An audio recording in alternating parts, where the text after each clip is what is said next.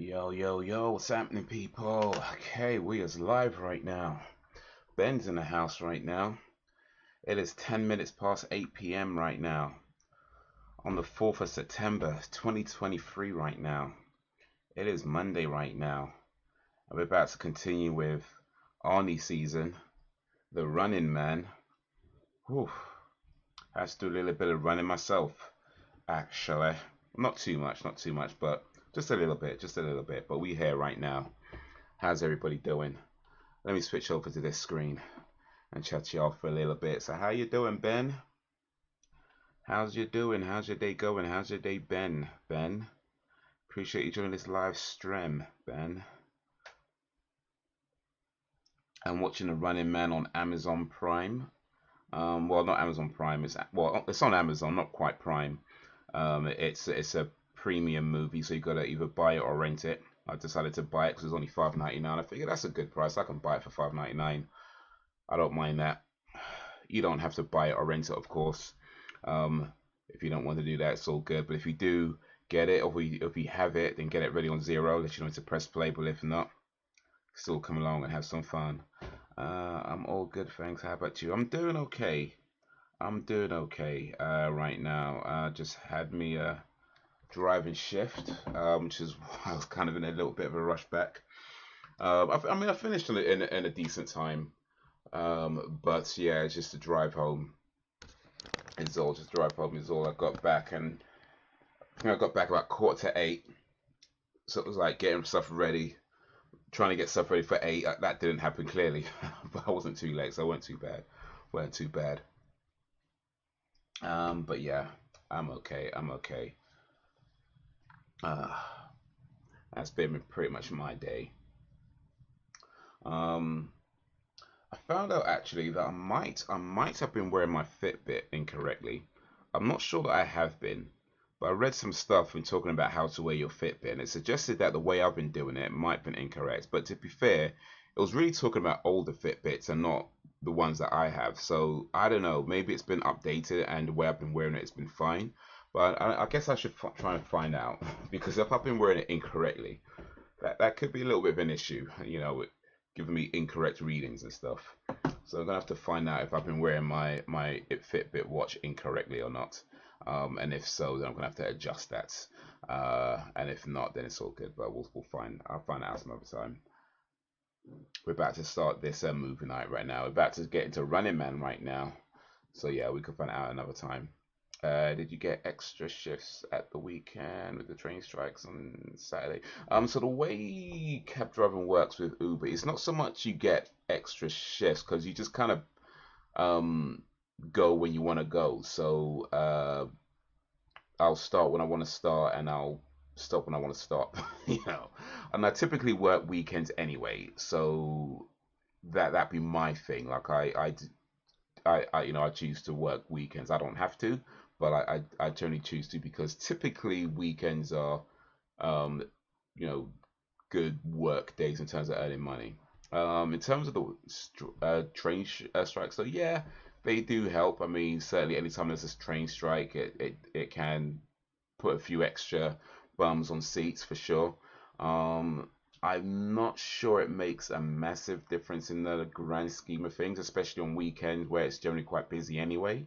But yeah, you get a few people booking cabs that might not normally have booked a cab because of train strikes and that kind of thing. So yeah, it does affect it. But yeah, not so much extra shifts. I mean, it's just you work when you work and don't when you don't. So yeah, and I'm typically out Saturdays, Sundays. That's my normal thing. That's my normal thing.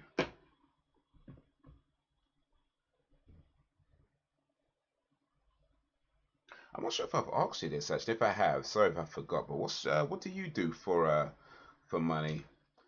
What's your daily money making uh, activities?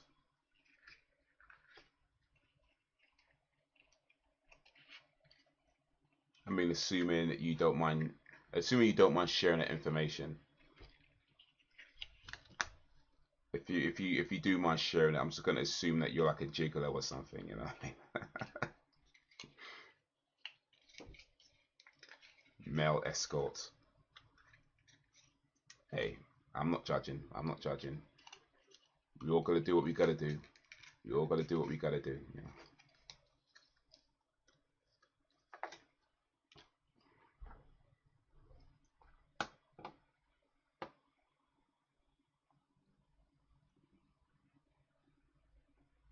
But yeah, if you got a copy of The Running Man, get it ready on 0. We'll start that in a little while.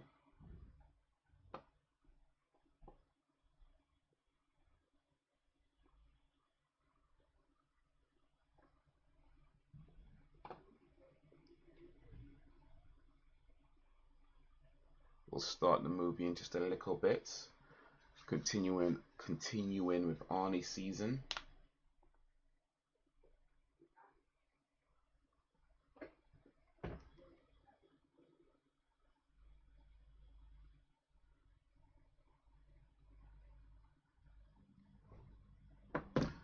I've seen a Running Man a bunch of times. I'm not sure how many times, but I know I've seen it a few times, quite a few times.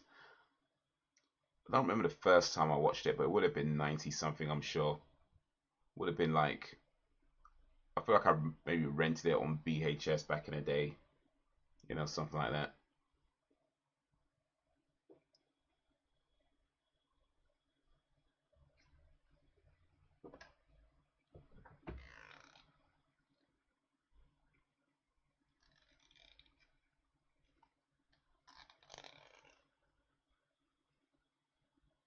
I had it on rented it on VHS from the local video store. Dude let us rent movies that we clearly weren't old enough to be watching, but that's how it was back then. How it was back then. Walking into a video store at like 12 years old or something and renting like 18 rated movies and just walking out no problem. It was like £1 a day the rent was. Yeah, £1 a day, £1 a night or something like that. You return it the next day. Yeah, got a lot of movies from that video store. And then when the blockbusters open up in the local area, they pretty much stopped renting movies because they just couldn't compete with blockbusters at the time. But of course, we all know what happened to blockbusters. But yeah, after blockbusters closed down though, they never started renting movies again, which is a shame because that just meant there was no VHS store in the area or no video rent store in the area. But then I guess it was probably a good move since video rentals were kind of on their way out in the grand scheme of things anyway. Like it wasn't maybe much long after that when, you know, sort of streaming and things like that started to become more and more prominent. And I just probably thought, you know what, different times, different whatever. We're making decent money selling other stuff, so we'll do that. Yo, what up, Sam? Sam being the place to be. How is ye? How's your day going? How's your day been? Appreciate you joining this live stream for Arnie season, The Running Man from 1987. 1 hour and 40 minutes. Moving on. Hopefully moving on to something good.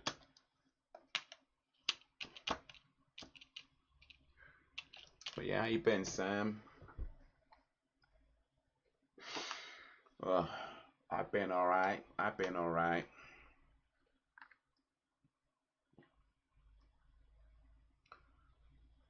I've been okay. I mean, change the subject. Oh, right. Okay. That kind of movement. Okay, gotcha. Alright. No bother, no bother. Whenever you're ready, if ever. But if not, it's all good. It's all good. We can talk about many other things, like The Running Man from 1987. Like I feel like the first time I watched this movie was in the 90s. I don't remember exactly, but I'm pretty sure it would have been in the 90s, and I think it would have been on VHS, on the VHS tapes. renting it from the old from the local video store as a kid. That's what I feel like I can remember doing. But to be honest with you, it was such a long time ago at this point. That may be a false memory. It may indeed be a false memory. But whenever it was, I know I've seen it at least a few times. At least a few times. But so yeah, I'm relatively familiar with this movie, I'd say. Do you remember the first time you watched this movie, Sam? The movie that predicted 2017. I'm a fan of this one. Yeah, that's a good one. I would say, like, I'm just thinking where it ranks on my Arnie movies, because Predator is definitely at the top. This might be the my second favorite Arnie movie, actually. Actually, no, because I just forgot Predator, Terminator 2, of course. That's up there. So I think for me it goes Predator, Terminator 2, or depending on my mood, I might go Terminator 2 then Predator.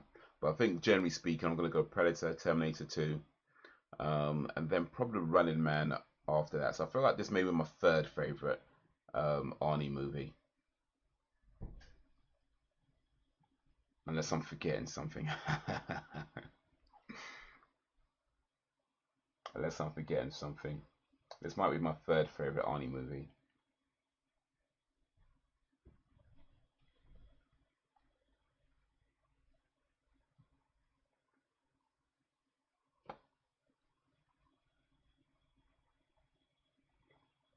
Just looking at movies coming up.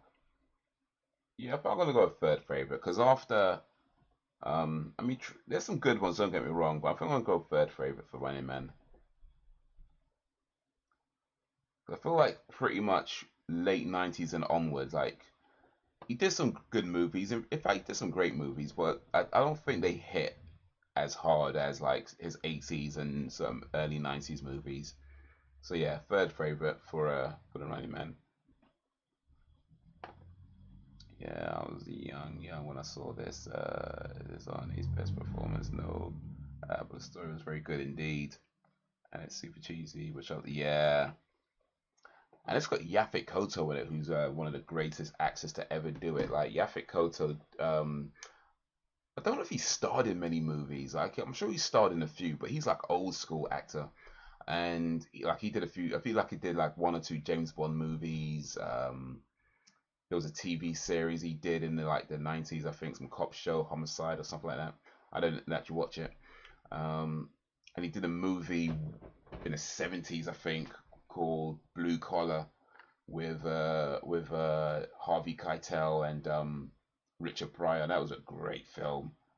That was a good film. Like I don't know if you ever saw Blue Collar, but if you haven't, that's a movie worth watching. Real good, well made film from the story to the acting to everything. That was a good movie. It's not a comedy, although Richard Pryor is in it. There's definitely some jokes in there, but overall, it's not a comedy. It's very dramatic. Kind of just deals with blue collar stuff, like low level ground frontline workers, um, and how workplaces kind of treat people and how they kind of pit you against each other and that kind of it does a lot. It does a lot, but I won't say too much. I don't want to accidentally ruin it in case you do watch it one day. But yeah, Blue Collar, if you've not seen it, definitely a highly recommended film. True Lies is also high up for me too. True Lies is a good one, yeah. That was a real good movie. That was like mid '90s. That's the one we're ending on. Well, the one we're ending Arnie season on. Probably is, well, not his best film in the '90s. Nah, not his best film in the '90s. I don't think so. It was definitely up there though. Definitely up there. Like, but yeah, after True Lies, I ain't gonna lie, man. The movies that he did after that, at least out of the ones I've seen, like I said, there's some good ones in there. Like they're not bad, but I feel like for me personally, they weren't hitting as hard as that kind of '80s, early '90s stuff that he did.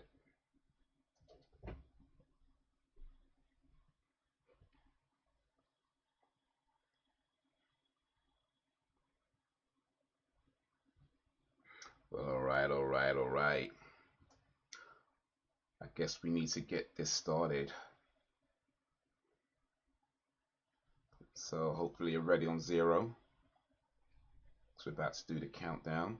I'm a big fan of End of Days. Oh yes, an unpopular opinion, but Down the Hill. No, that is a good movie. I like that one as well. I forgot about that actually. I forgot about that. That one hit quite hard. I ain't gonna lie. I did forget about End of Days, but yeah, that one hit. That one hit. But yeah, End of Days was a good film. I remember seeing it in the cinema when it came out. That was a good movie with Gabrielle Byrne and Robin Tooney, where she was an up-and-coming actress. All right, we's about to go 3, 2, 1, play. So hopefully you're ready. Because in 3, 2, 1, play. And have I got subtitles on? I do. Yes. Cool. What happened to Robin Tooney actually? Because like, it felt like that mid late 90s period, Robin Tooney seems to be in just about every movie coming up. Okay, there's something wrong with my stream. Why is it not playing the movie? Oh wait, is it playing the movie?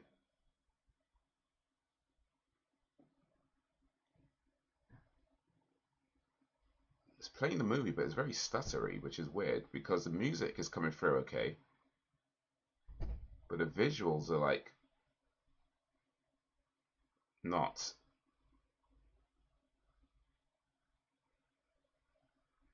Oh, this is awkward.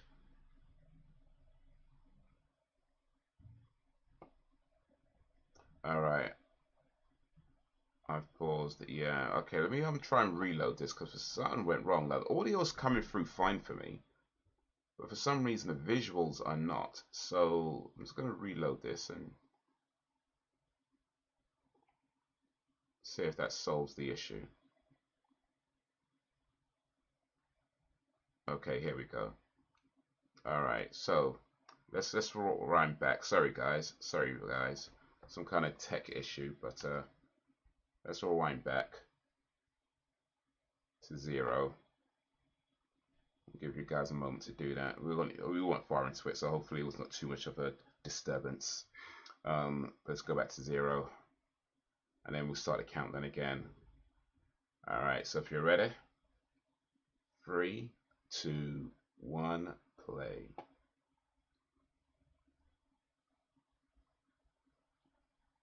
And is this better now?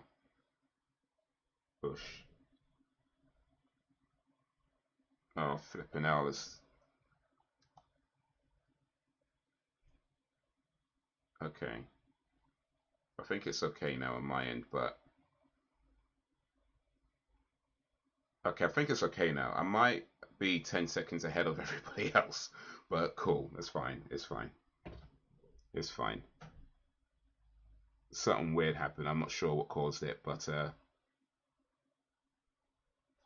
we're okay now. I think we're okay now. It looks like we're okay now. Cool. Good, good, good. Yeah, Robin Tooney, like she was like everywhere, like the mid to late 90s. Like she was in The Craft, um, End of Days. She was in another movie. Was it like? Was uh like the Ring? I think it was, or some other, I can't remember. But she was in like some horror movie. But I've seen her like just about everywhere in sort of mid to late 90s, and then I don't see her no more, man. I mean, I assume she's still acting, but I don't see her no more, man. That's a shame, man. It's a shame.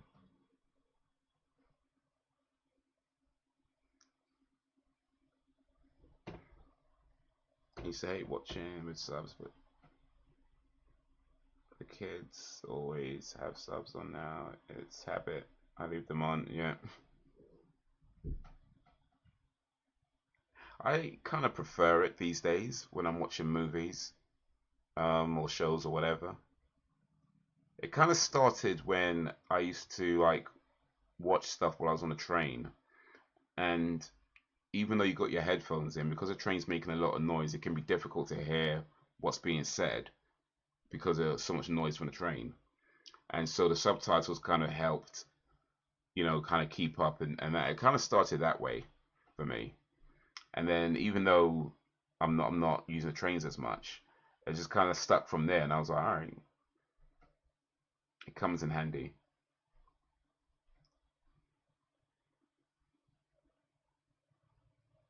And with doing these streams, it kind of helps a little bit as well. But yeah, I definitely prefer subtitles on these days.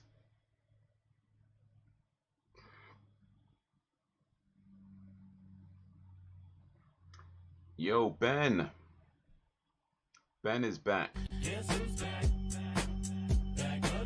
By the way, that's the only sounds that's working right now. I don't know what's going on with my soundboard, but that's the only sounds that's actually working right now. So if you don't hear any back-end music, which we might normally hear, that's why.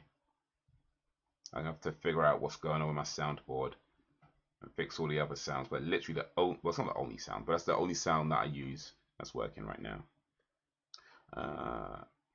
18 months later, Wiltshire detention zone. I have low PC knowledge. Oh wait, sorry, I'm having issues with my PC. Back on since August, I lost access to my D drive, and since then, stream sometimes lag on my end, and I sometimes have to completely restart it. It was so frustrating. Yeah, indeed. I have little knowledge, I have little PC knowledge, and assume my files are lost. I did get a warning several months prior that this failure was imminent, so I tried backing up as much as possible. Fortunately, I didn't get around to everything, and as the time went by with no issues, I had hoped it was a mistake, but obviously not. And I wonder if the rest of my PC will go the same way. Yeah, I mean, if it's a hard drive issue, yeah, definitely back up as much as you can, but depending on what the actual issue is, yeah, there may be some lost files that could be a thing. I'd say if it's something, if it is a hard drive issue, you might be able to just change the hard drive around, swap out the hard drive to something to a newer hard drive. You'd have to reinstall everything, of course, including Windows and that whole thing. And depending on how you got that, that could be a simple install or a whole lot of issues. So you might need to find like a computer repair store or something like that can do that for you. But other than that, it might be just a case of time to buy a new PC.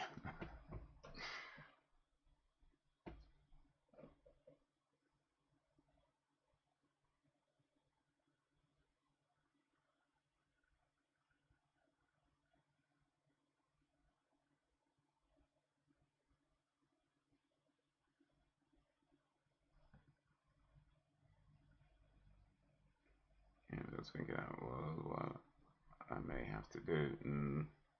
By the way, Ben, I don't know if you heard this before your PC had issues, but I was actually asking you what you did for a living, what your job was, and I was saying that I assume that if you, now I'll say if you don't mind answering, and I say that if you don't mind, if you'd rather not say what you do for a living, I'm just going to go ahead and assume that you're a male escort.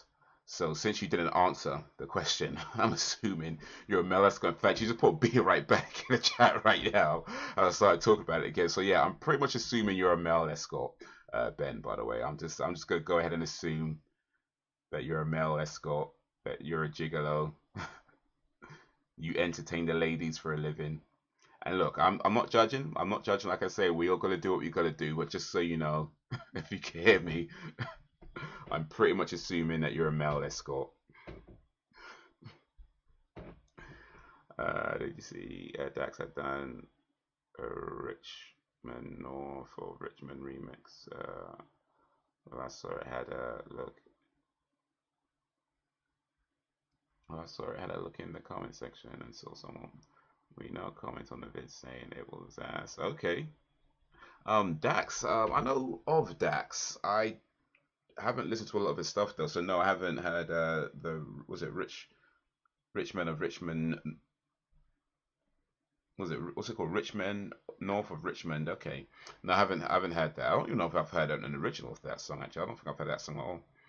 Um, but some apparently somebody, okay, who was who do we know in the comments? Let me guess, was it Alan? Am I guessing right? Because I think he listens to Dax. I think he listens to Dax. Yeah, okay. So Alan don't like his Dax's new one. All right, cool, cool, cool. Alan.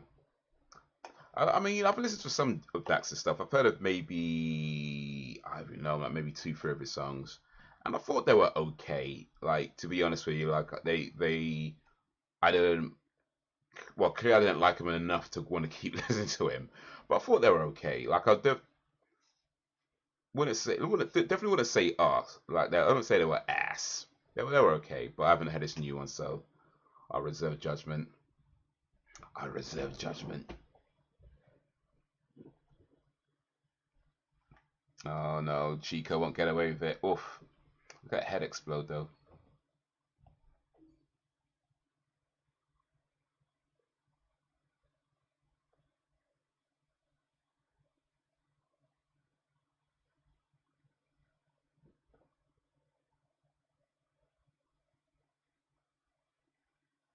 He's ran too early. If only wait just a few more seconds. Is his new song bad then, Sam? Do you like it? Do you agree with our friend Alan? Or do you 100% categorically disagree?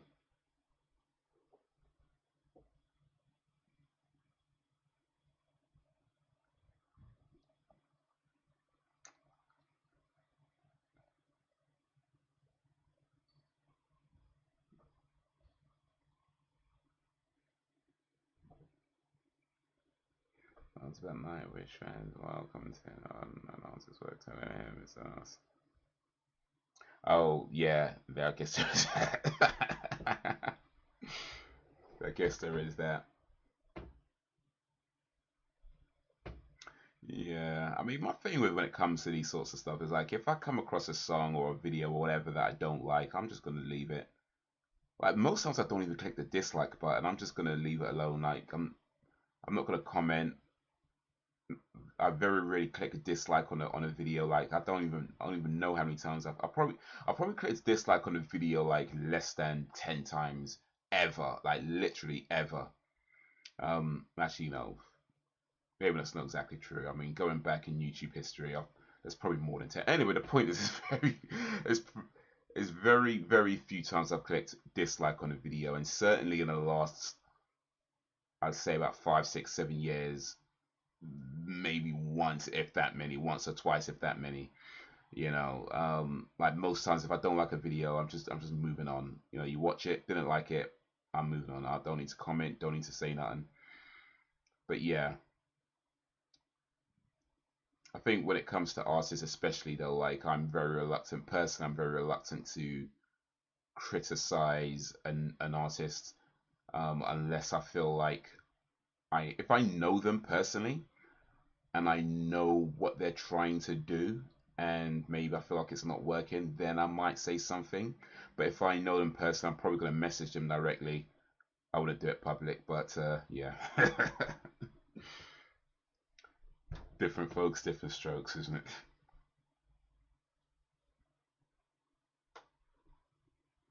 But it was alright. I think Dax is alright, to be fair. Never comment on anything negative. Yeah, yeah, just move on. It's one of these things I just feel is kind of pointless. Like if I didn't like it, it's not for me. And if it's not for me, then they don't need to know that I didn't like it. You know what I mean? It just feels to me like a pointless comment telling somebody you don't like something. It's like,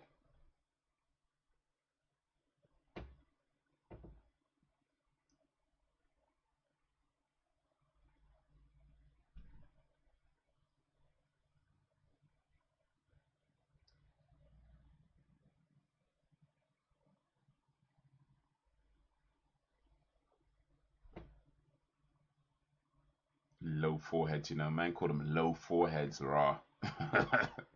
That's an old term for being stupid, like low brow. It's to do with like people used to believe that if you had a low brow, that means you're stupid. If you had a high brow, that means you're smart. It's not true, but that's where it comes from.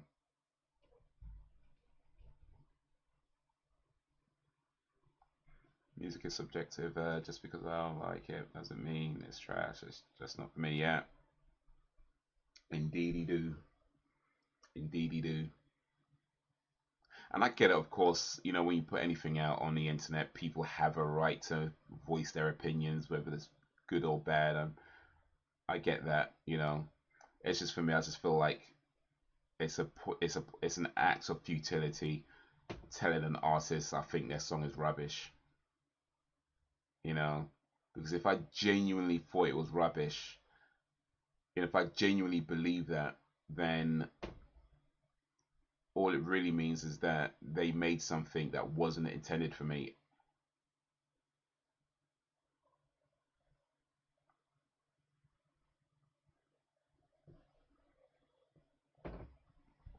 And if it wasn't for me, hey, it's all good, man. Not everything has to be for me.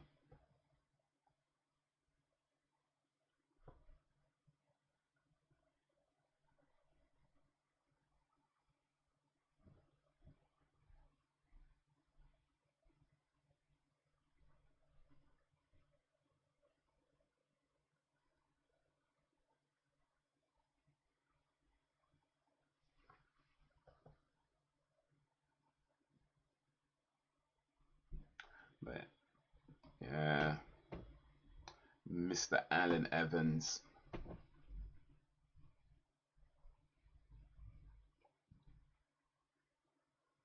Did you know, by the way, did you know that there is a lady called Alana Evans? Yeah, Alana Evans, who is well, shall we say, adult entertainer. She's in the industry, shall we say. Alana Evans. Now, as far as I can tell, she's American. So the chances of her being related to Alan Evans, I mean, it's not impossible. I mean, you know, long lost sisters, long lost siblings, maybe. You know, auntie that moved to that moved to the states, like that side of the family, the other side of the family that moved to the states. I don't know. I'm just saying those the names are very similar. Alan Evans, Alana Evans. I'm just saying. I'm just saying.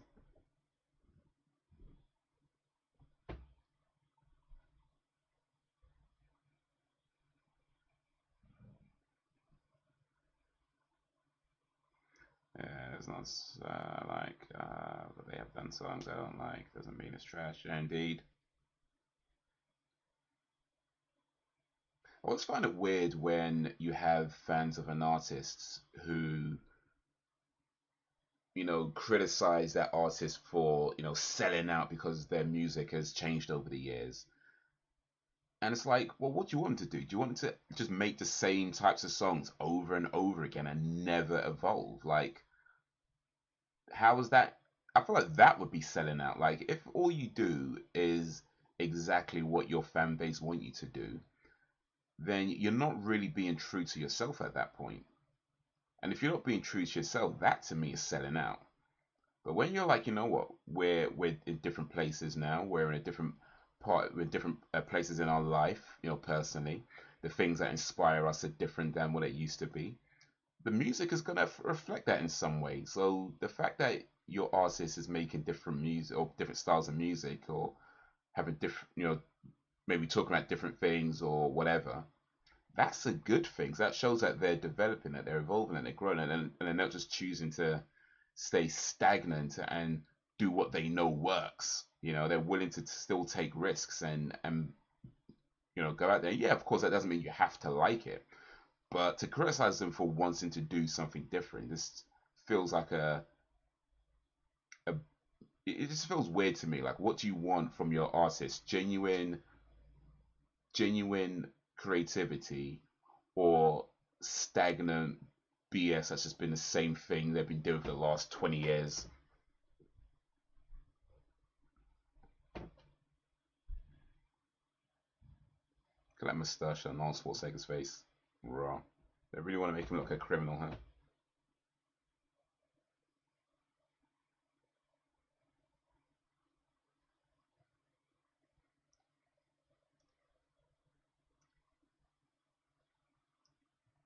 If that's a friend of his brother's, that's no way to treat a woman.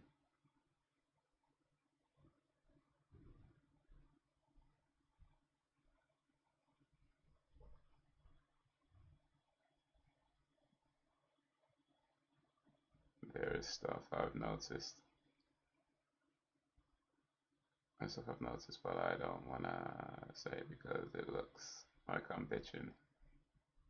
They're true fans, they would embrace the change. Indeed. Indeed. And there's nothing wrong with growing out of an artist, right? Like, I feel like sometimes you might be a fan of an artist when you're younger, and the direction that they took their music in is different to the things that you wanted to listen to as you get older, so maybe you don't listen to them so much. I feel like that's fine. But that's just how life goes sometimes. Sometimes you grow with the artist, sometimes you grow apart. It's fine.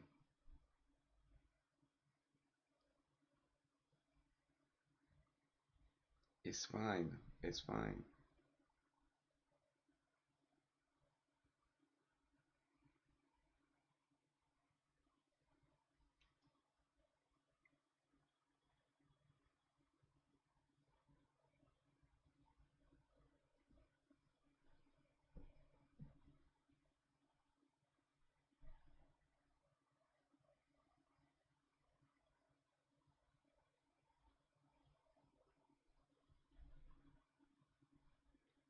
By the way,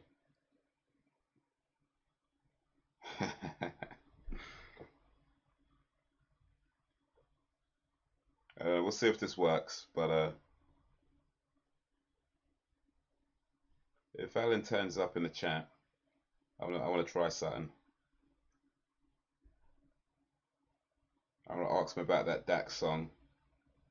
Ask him what he thinks of it, and then whatever he says, I'm gonna say the opposite. And if you want in on this, I want you to say the opposite as well. Whatever he says, he thought of that song. Like if he says he like, hated it, say he thought it was great. Like, or if he says he thought it was pretty good, say I thought it was rubbish. Whatever he says, say the opposite. I'm trying to I'm trying to see something. I'm trying to see something. But yeah, we'll see if Alan shows up.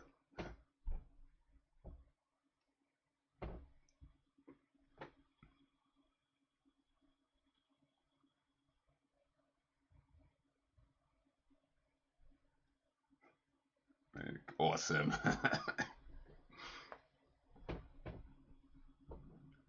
Look at how many people hate on Metallica because it was popular to hate on. Yeah, I remember that. I remember that.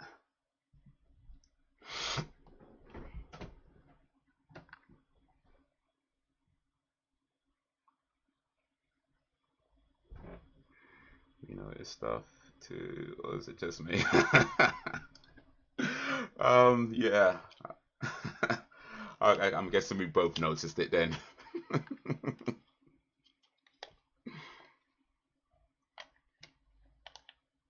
I'm guessing we both noticed it on at least a few different occasions.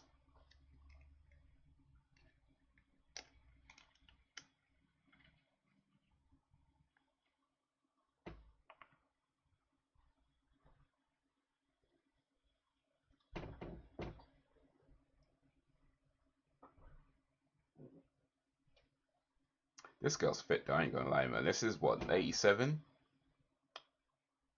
I forget her real name was Conchita something, I think. But this girl is mad. Oof. And I see a picture of her like maybe a few years ago now, but it was her older, so a bit more recent. And she's still banging like that lady is just oof.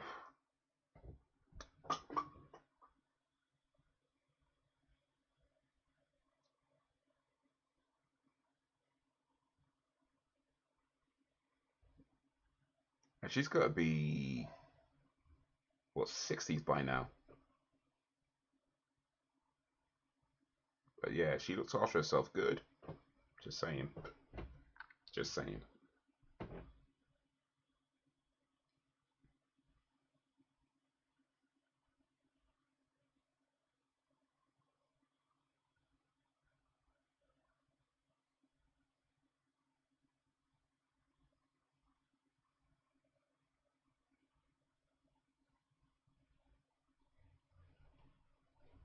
Well, I'm moving up now.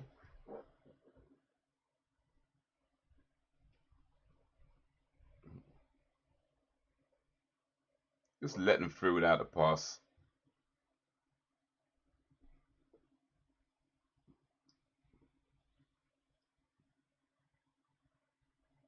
Go ahead. We'll show them this shit.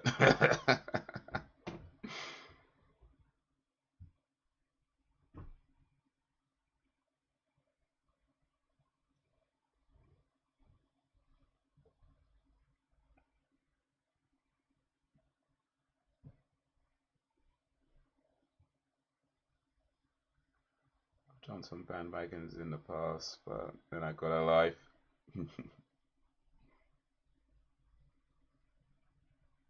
Yeah, I feel like when you're a kid or when you're young or whatever, it's like,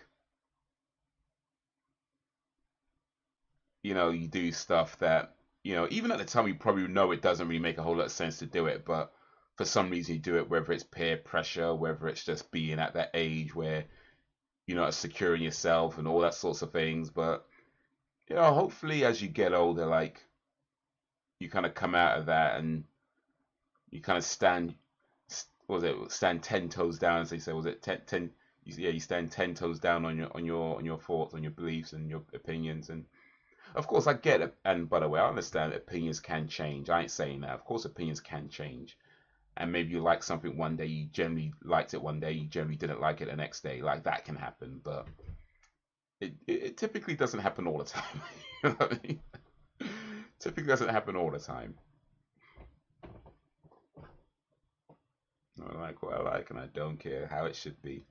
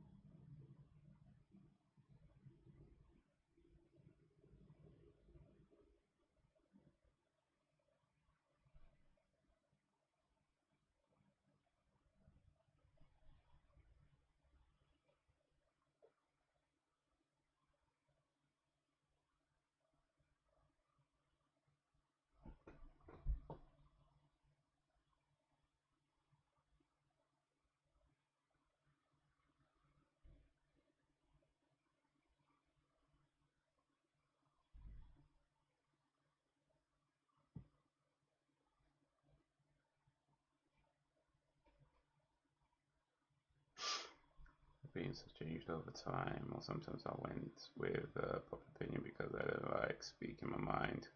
Now I'm old, I don't care. Wait, you're old? I thought you were 29. Come on now, Sam. Come on now, Sam.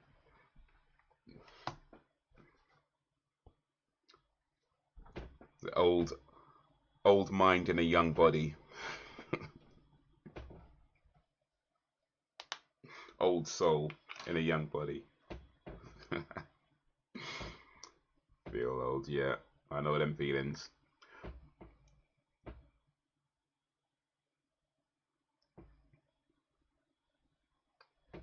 But yeah, no, for sure. It's like sometimes you like things that lots of people like as well, which is cool, whatever. Sometimes you like things that nobody else likes, and hey, that's cool too.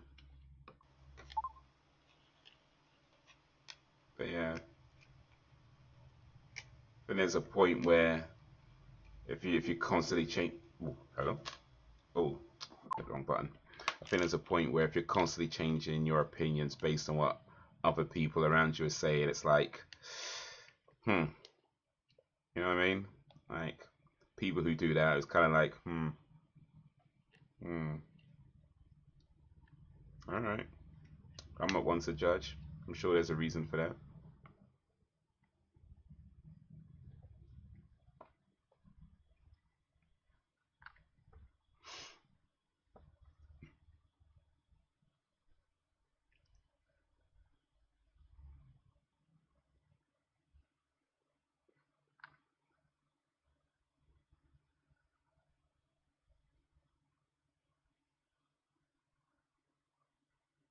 Schwarzenegger getting gassed out.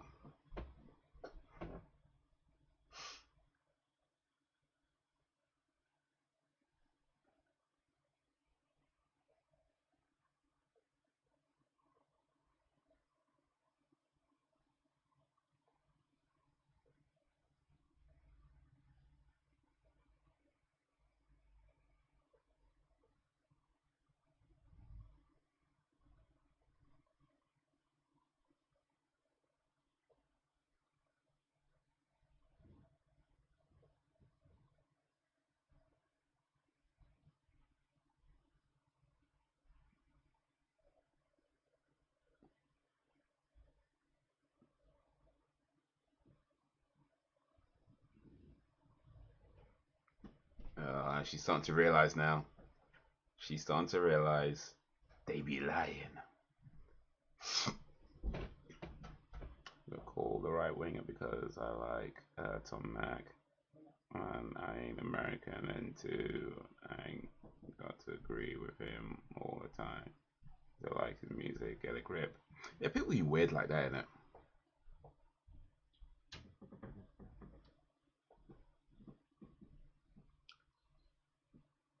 People just be weird like that. Like, I mean, I know for a fact that there's plenty of songs that I enjoy listening to, and the message in those songs is absolute garbage. Do you know what I mean? Like, they be talking some mad nonsense, but the beat fire though. Do you know what I mean? It'd be like that. Like, there's plenty of songs out there that I can listen to. I put them on, especially if I'm in the gym or going running, or whatever. They're good to like listen to and go running. But yeah, the words, the lyrics, the messaging is nothing that I actually agree with. Like, that's a thing. And I know I'm not the only one who does that. Like, when I'm in the cab and people put music on, you know, or if you're in a club or whatever, like, how many when that Ludacris song was out, Move Bitch, Get Out the Way, that was so popular amongst women. Like, if you was in the club and that song came on, the most amount of women be dancing to that sing along, go, Move Bitch, Get Out the Way. Or like I say in the cab, like I people putting songs on and it'd be bare stuff where it's like whatever, and it's just a thing. Like, you can enjoy listening to a song and not necessarily agree with the message in it. Just as you could have a song that has a great message that you 100% agree with, but don't necessarily think it's a particularly good song that you want to ever hear again. Two things can be true. So the fact, like, people just assume that you're this thing just because you happen to like a song or whatever, it's silly to me. Like, it's silly to me. Like, we know this already. We know that it's more to it than just this makes you that. There is humans for the most part are not that logical. Like, we're really not. We don't always make a whole lot of sense, and we know this about ourselves. But I don't know. People are stupid. Yo, what up, Brax? Brax Spiv in a place to biv it. How's you doing? What's the sigh for? Or is that just the general sigh?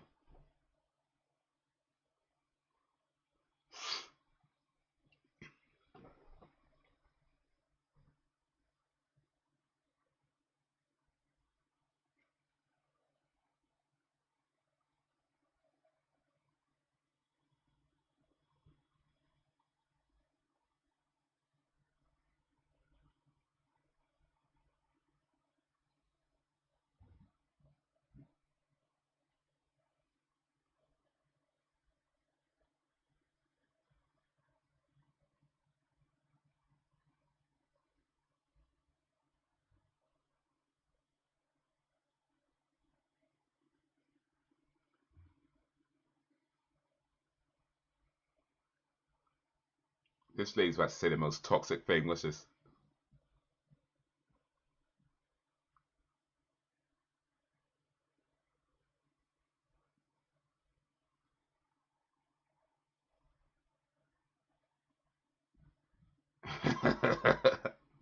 Okay, maybe it's not so toxic as I remember, but still, it's her tone. It's her tone.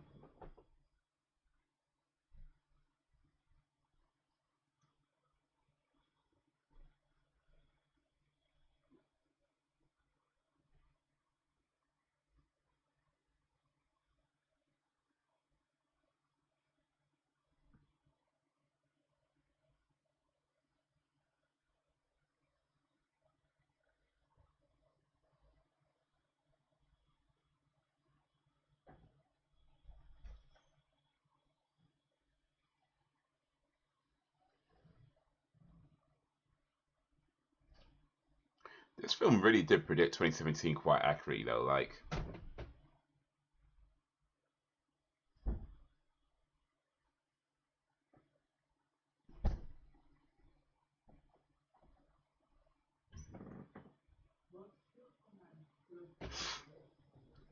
I thought on Mac American flags was fire. Doesn't mean I'm gonna get loads of flags, guns, and shout, "Make America Great Again." Just means it sounded good, right?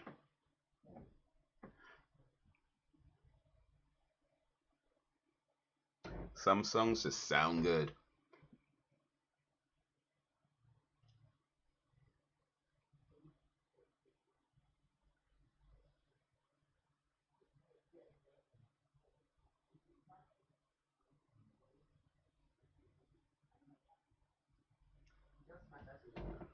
Get my gun. Where's my guns?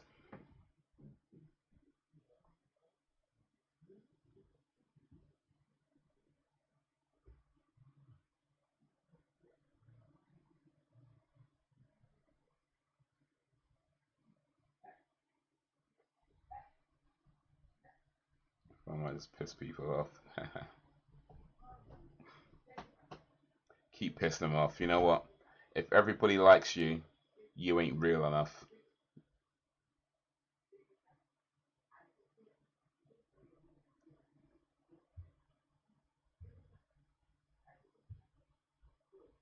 So I am, you already know.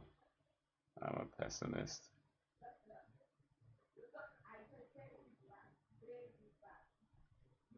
Yeah,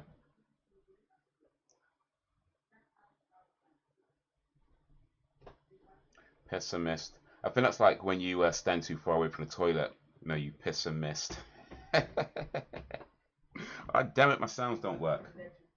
Just imagine a right there. That was a good one too. I ain't gonna lie. I ain't gonna lie. That was a good one. If I do say so myself.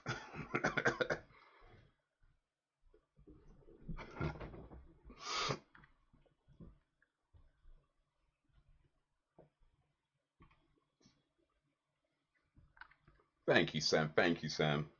Acknowledging my comedic genius.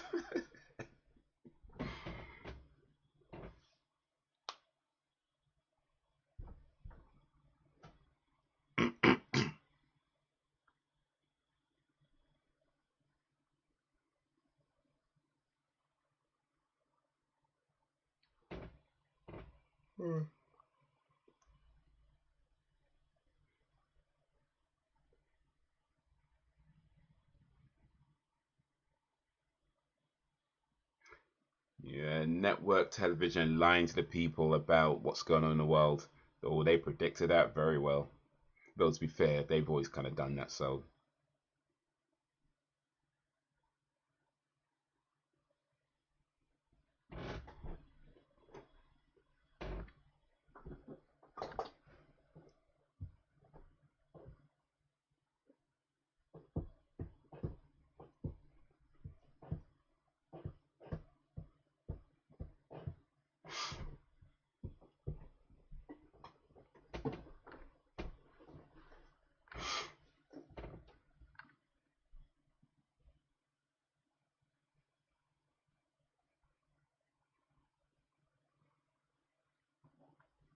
Richards.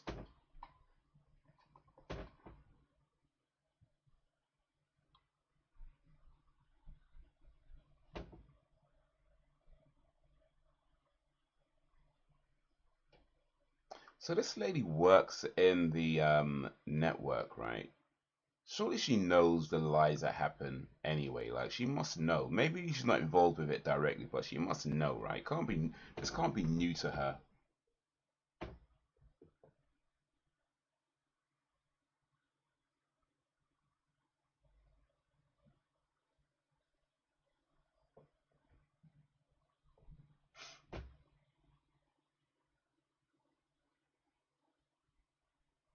Or maybe she was new to the job. I don't know.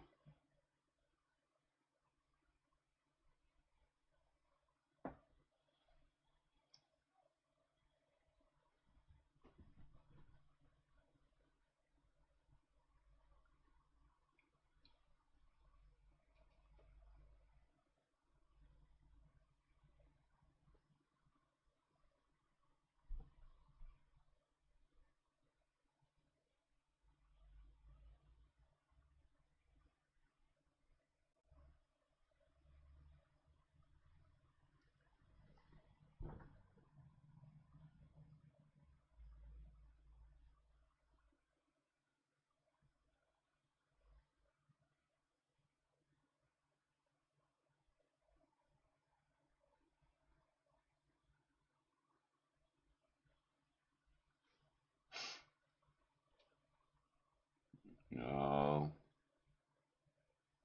they got them, man. They got them. Yeah, I need to pee. I'm pausing though because it's getting good. All right, no worries.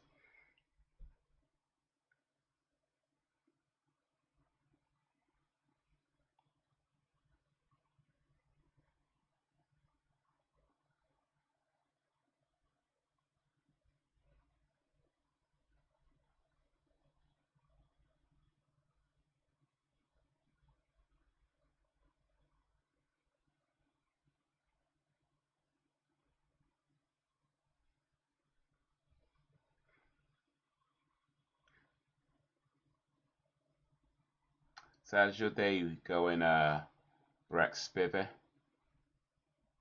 What you been up to?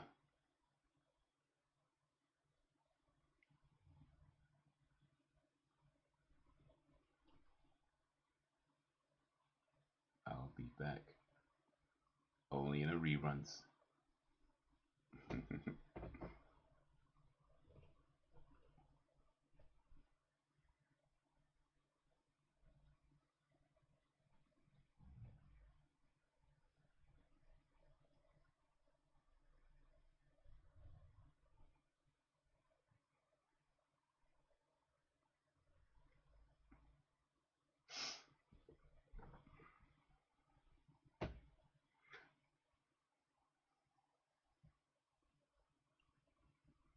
And that is a fast,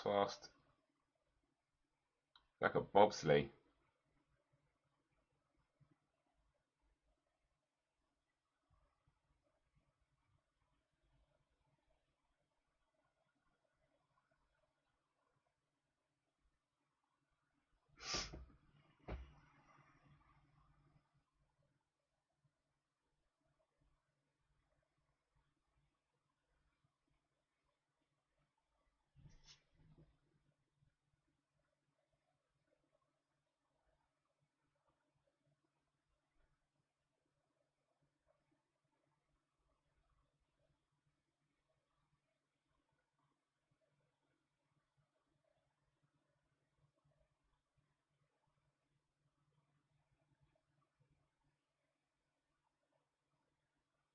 Raw footage, digital video. Look at them cards though.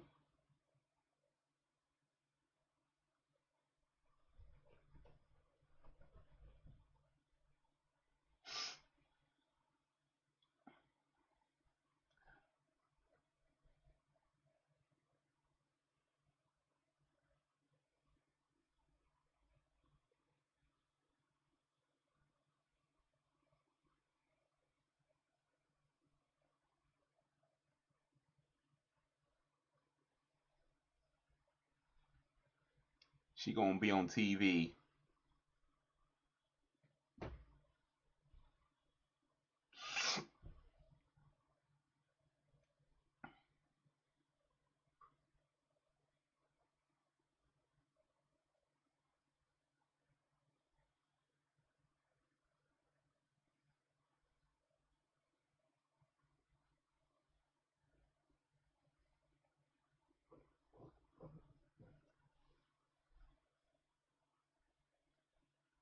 They're really keeping track of like who's placing which bet though.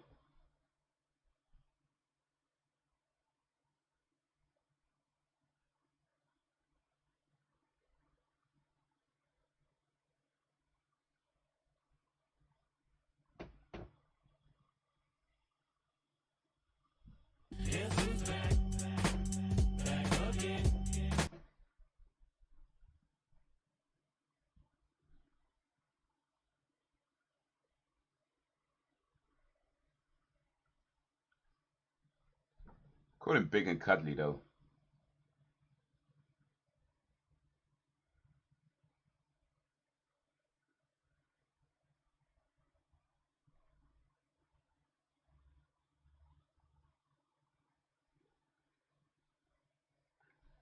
Sub-Zero. This guy was a professional wrestler.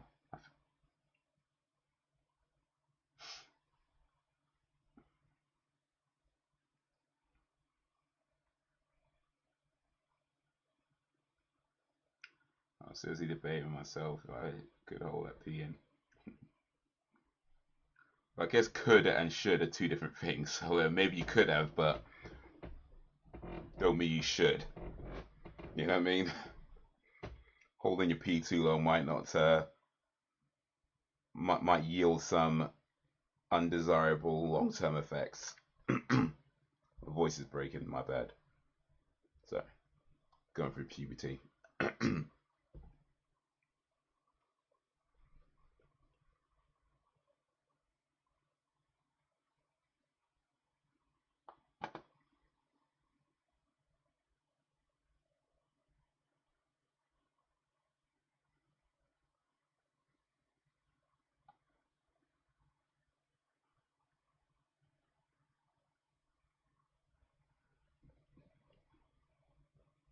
Speaking of holding P, let me make sure of something real quick. Yeah, there you go. Document my water intake.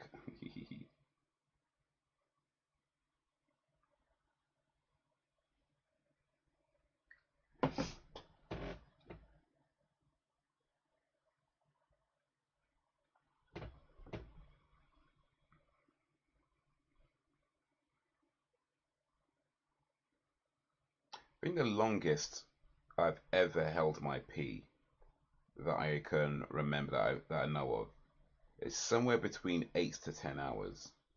I'm not sure of the exact time because it's not like you've got a stopwatch going, right? But I think it's somewhere between 8 to 10 hours is about the longest I've held my P. And yeah, not a good idea, by the way. I wasn't well, to be fair, it wasn't like I set out to hold my pee for that long. It was just circumstances that kind of led to it. But yeah, not very comfortable at all. Like you pretty much cannot focus on anything after a while because it's very uncomfortable. You know.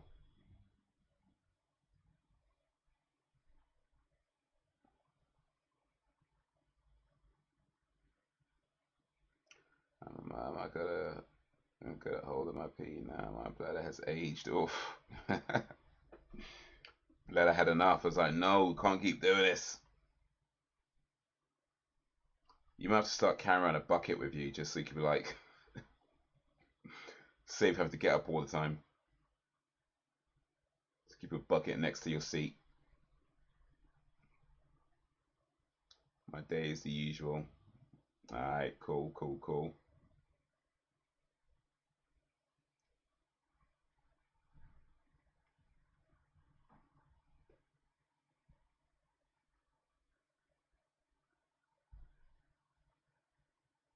Brax, do you know the longest you've ever held your pee for?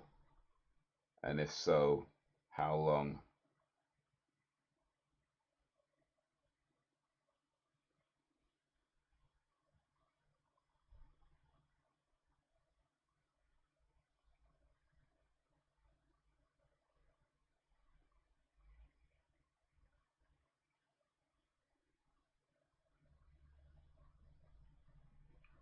was pregnant. I never left the house without a pad on.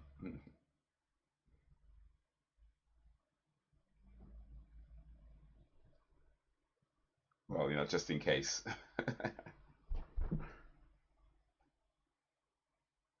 Just in case. Don't want to take too many chances.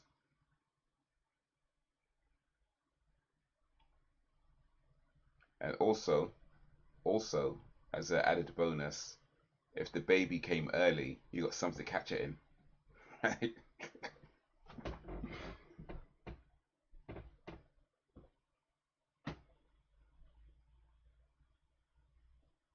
Now, plane zero.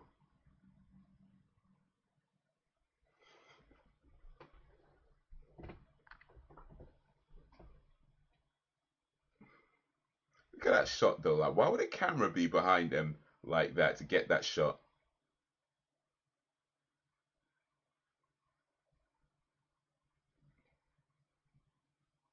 I mean, don't get me wrong. I like this movie, but come on, we got to nitpick it a little bit.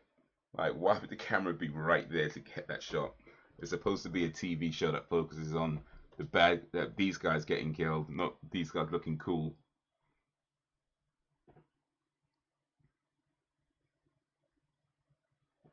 Sophie and Holly were both lazy. Oof, just chilling. They don't want to come out. I mean, I don't blame them, to be honest. It's like you get born, you get older, you have to start working and pay taxes. I don't blame them for not wanting to come out. I don't blame them. I can't be mad at that. I get it. I get it. Stay in as long as you can. You could stay in for the next 20 years if you could. Just stay in.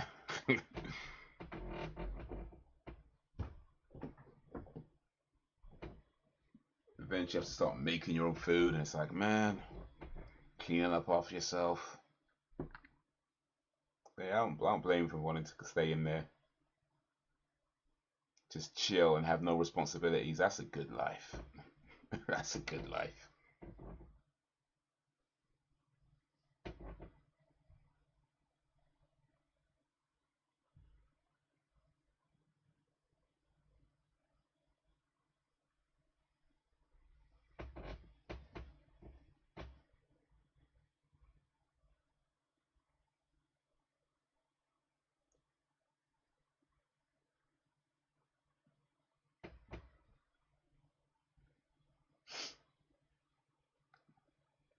And it was due Boxing Day.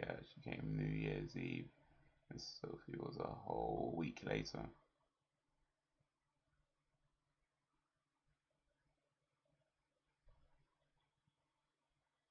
Boxing Day, yeah. So I guess they're roughly about the same amount of time. I mean, I guess Holly was a little bit was that 5 days, 6 days, whereas Sophie was just a whole week. But yeah, about the same, almost about the same amount of time in late comings.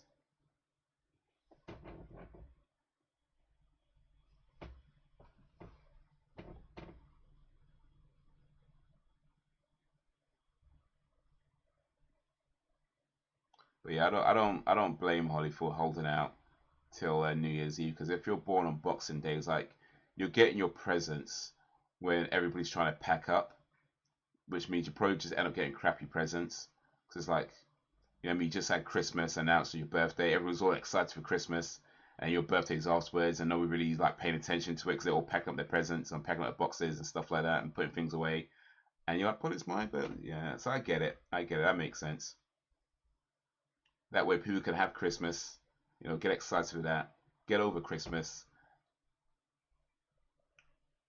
and because it's like New Year's Eve and not New Year's Day, your birthday still kind of takes precedence. So if your birthday was New Year's Day, then it might be like everybody's like they've had New Year's Eve celebrations and everybody's kind of on their calm down and they're not looking to party again. But because it's on New Year's Eve, it's like, okay, we can still be in that party mood and do something cool for the birthday. So yeah, Holly made the right choice. Made the right choice.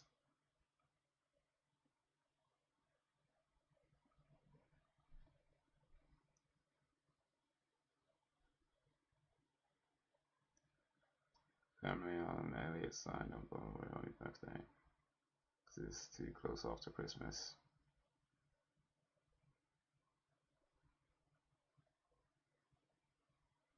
Is there like a thing where you can like sue them to make them give her like, was it 10 years worth of birthday presents? I feel like there should be like a law that forces them to make up for the last 10 years worth of was it 8 years rather, or the last year's worth of birthday presents.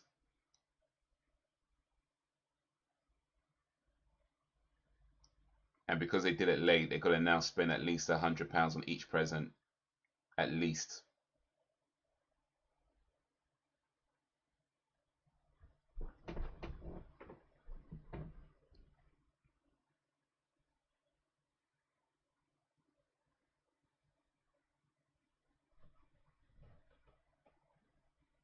Told them not to bother with any of us then because they ain't leaving one out. Nah, for sure. Yeah, I think that's a good call actually, because I think if you got like one kid being left out and everyone else getting presents, it's like, yeah. Especially when you're young, like you recognize that stuff and it never looks good. So yeah, either they all get certain or they don't. At least it's even, and that way. Sucks that has to happen. And well, sucks that they did that, but at least it's even when nobody gets anything and you can't be like, it doesn't look like anybody's like being favorited or anything.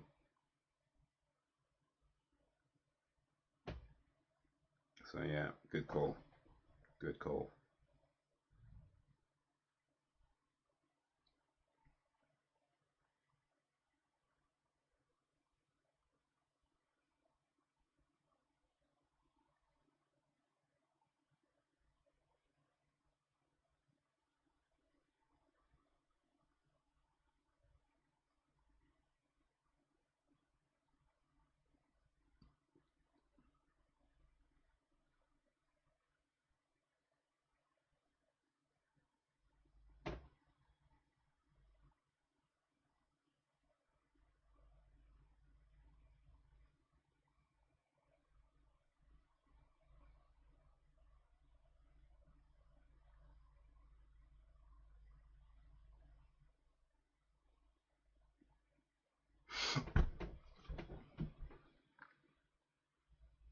That's for me, always like me because I speak my mind.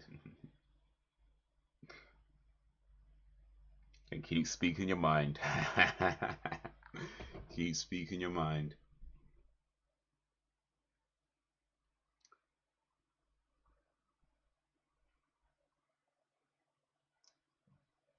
People who have a problem with the truth ain't the type of people you wanna appease. Keep speaking your mind and keep pissing them off, and let them get pissed off.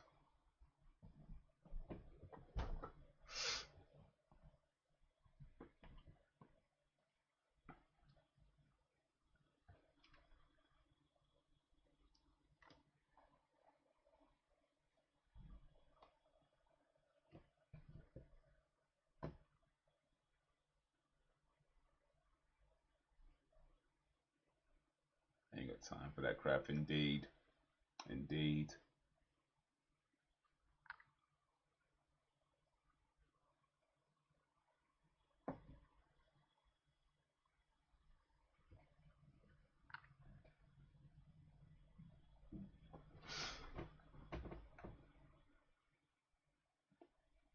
Yeah, I don't know. I mean, it just feels like sometimes there's people who would rather just everyone else pretend that everything is great. They'd rather pretend. They'd rather you just stay quiet and just pretend that there's no problems and everything's fine and there's no issues and everything's great. I'd rather you just pretend that and keep quiet and just pretend that than actually say something. And that kind of phoniness is like, can't be around that, man.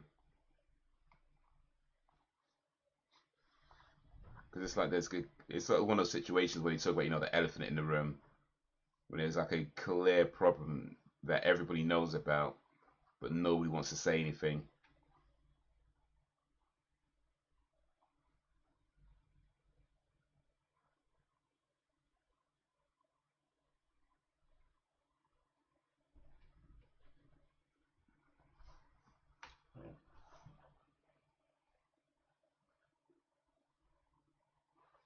And it's always the people who say things like, "Okay, you can talk to me. You can tell me anything.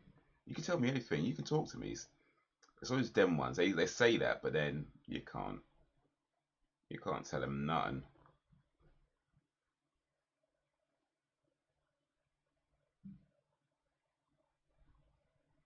So they either don't want to hear it, or they just end up making things worse after they know about it.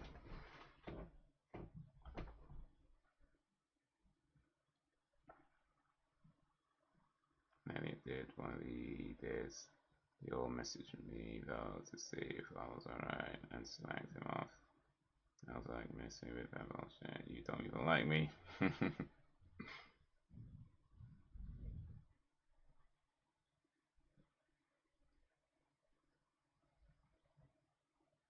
Yeah. When people want to be seen to be doing, they want to be seen to be doing the right thing.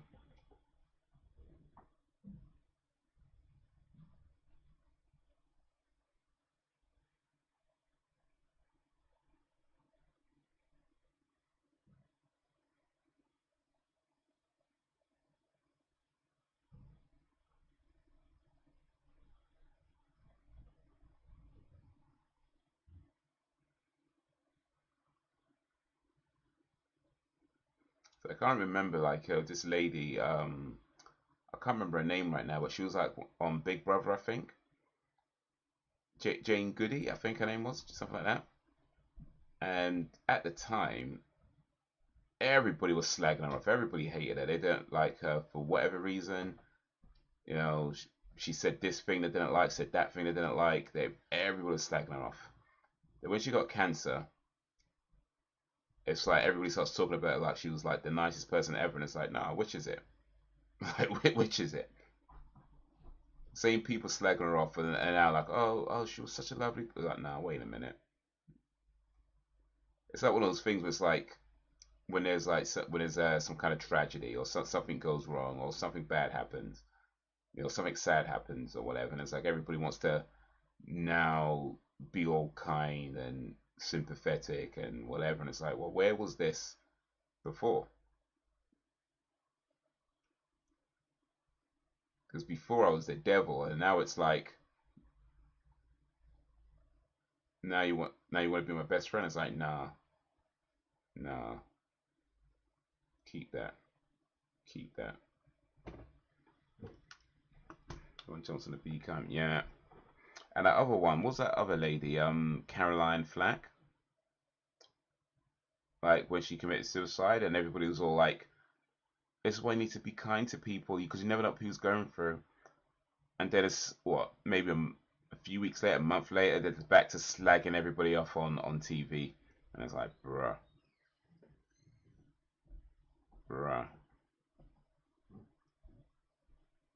Next suicide is on you. I don't care. Next suicide is on you.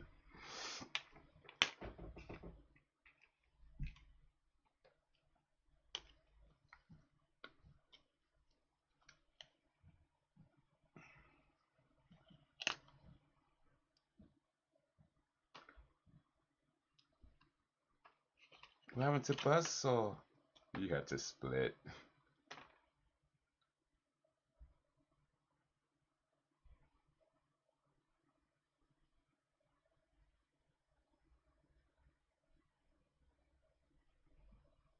Keep it. Oof. Yikes. That is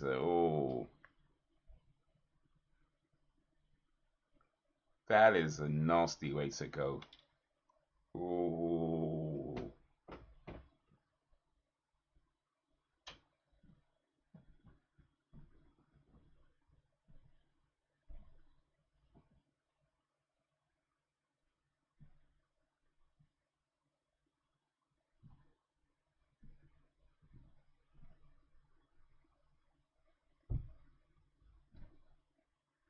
Well, I'll jump on the bandwagon no matter what it is.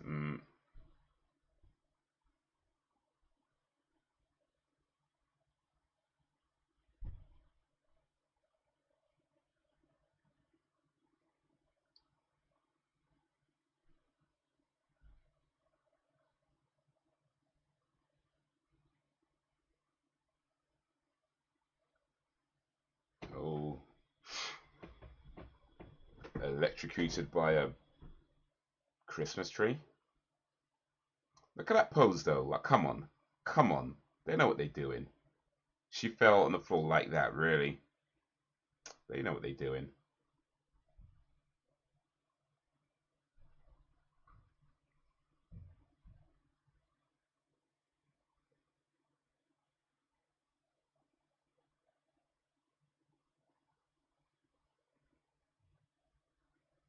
Why did he just knock her out? He should have just killed her. That makes no sense at all.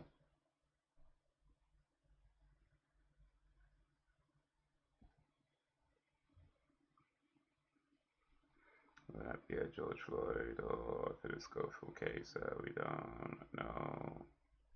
Wasn't there? It's more respectful to keep opinions to yourself.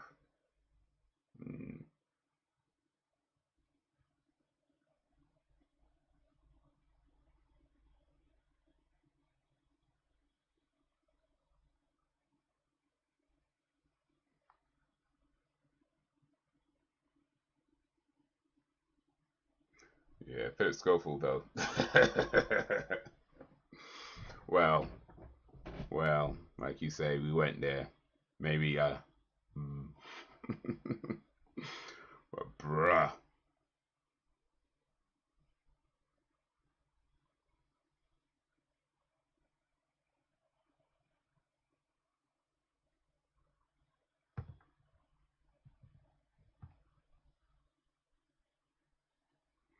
Your opinions are hateful, that is. Yeah, nah, indeed, indeed.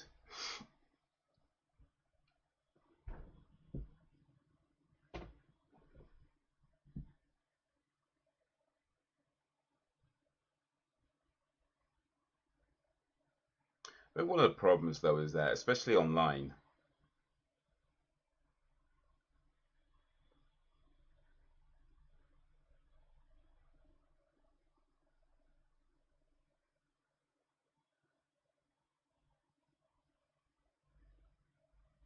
especially with online and people like clout chasing and everybody wants to like get that.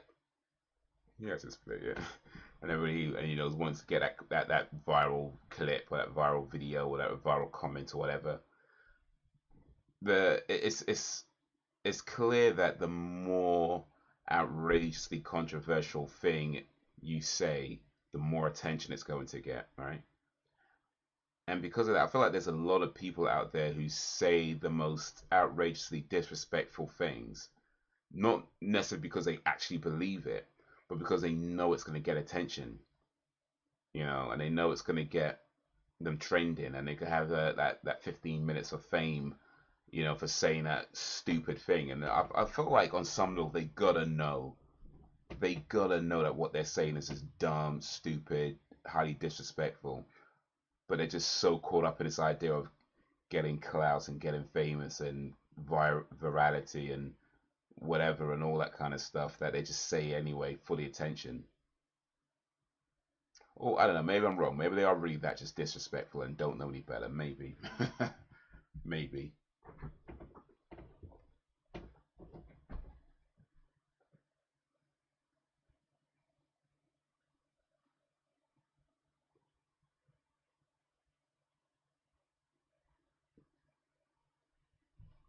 Oh, look at this death scene though. Oof. Yaphet Koto did that death scene spot on. Look at that. His eyes up, still.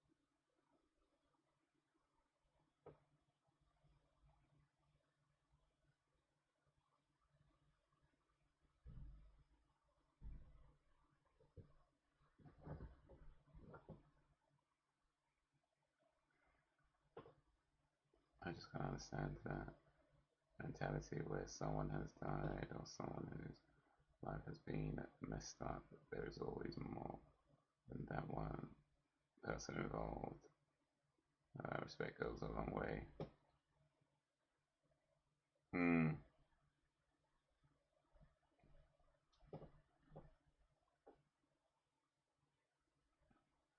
Or we leave that run from my vest because I'm gonna ram it into your stomach and break your captain spine, huh? But yeah.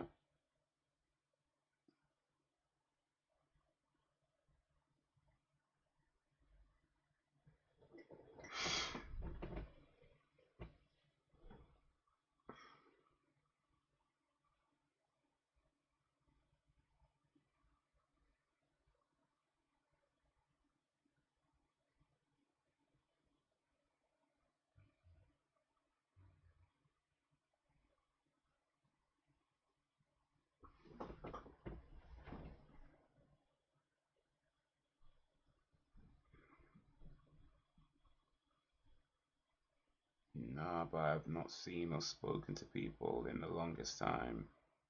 Best thing ever. Wait a minute. So you're talking about in your normal, real, non-internet life, and I'm assuming this you're not including family when you say I'm speaking to people, but just in general, outside of say immediate family or close family, and maybe people you live with, you haven't just spoken to anybody, like nobody, like not even like hello or nothing, or just you haven't spoken to nobody, like not a nobody, not a single anybody. Well, each to their own, each to their own. If that's how you prefer it, and cool, but I don't know if I can do that. I don't know if I could do that. I generally like people, but yeah, some people are assholes, and you definitely need to avoid them for sure. That's a thing.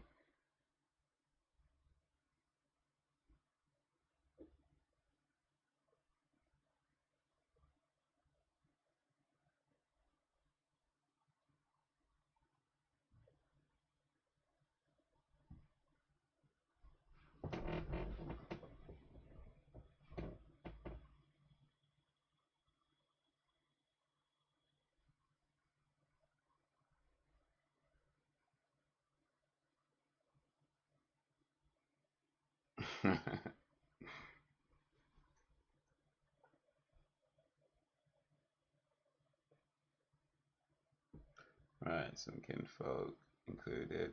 Rock and roll. Yeah, I get that. Not everybody who stands behind you has got your back. You know what I mean?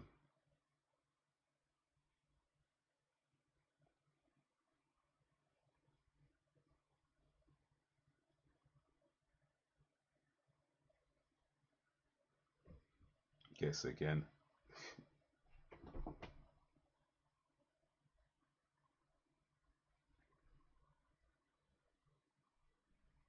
But yeah, for sure. People who bring you down, people who like got nothing but negativity, you know,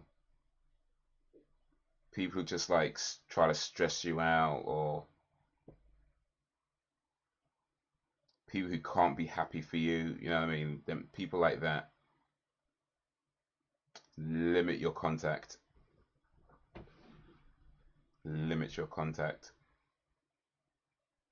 If possible, eliminate all contact with those types of people. But I get it, that's not always possible. But certainly limit your contact.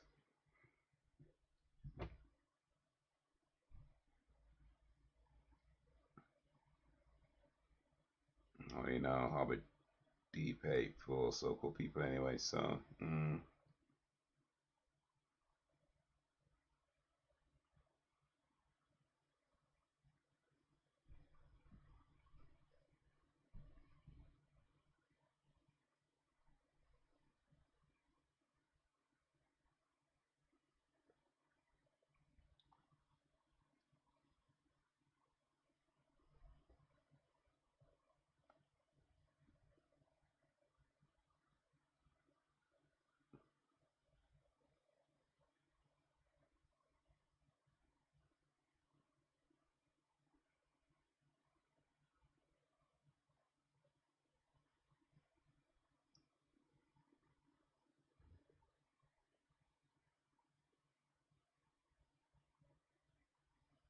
Oh,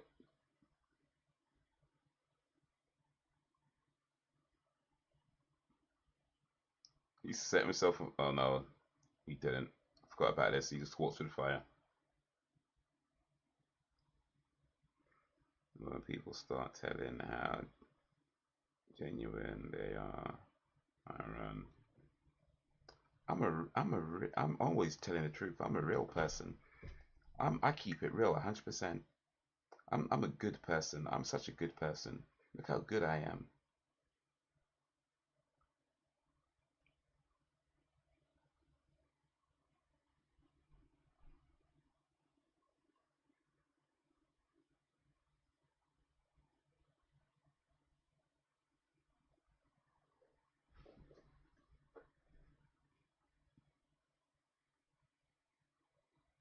And you get those people who always seem to want like accolades and praise every time they do the most basic things that, you know what I mean? They'll do the most basic task, the most basic chore around the house or whatever, the most basic thing that everybody does anyway, and they'll act like it's like they've done the whole world a favor. You know what I mean? So they take the rubbish out once or something, and it's like the whole world got to know how amazing they are because they took the rubbish out. And it's like, bro, come on. And it gets to a point where it's like, at first you think like it maybe they're just joking around or whatever, but it happens a lot. You just, are you actually being serious? Are you actually being serious right now? Like, I mean, don't get me wrong. Of course, it's good to be appreciative of things, even basic things. But when you're demanding praise for just like regular stuff, it's like, dude. You know what I mean, dude.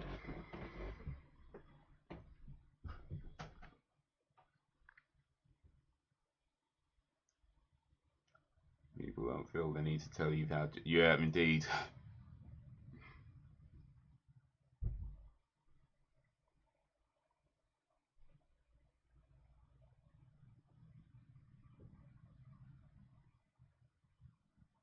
It's like you know, when people tell you to trust them, you can trust me. It's like, can I though? Can I?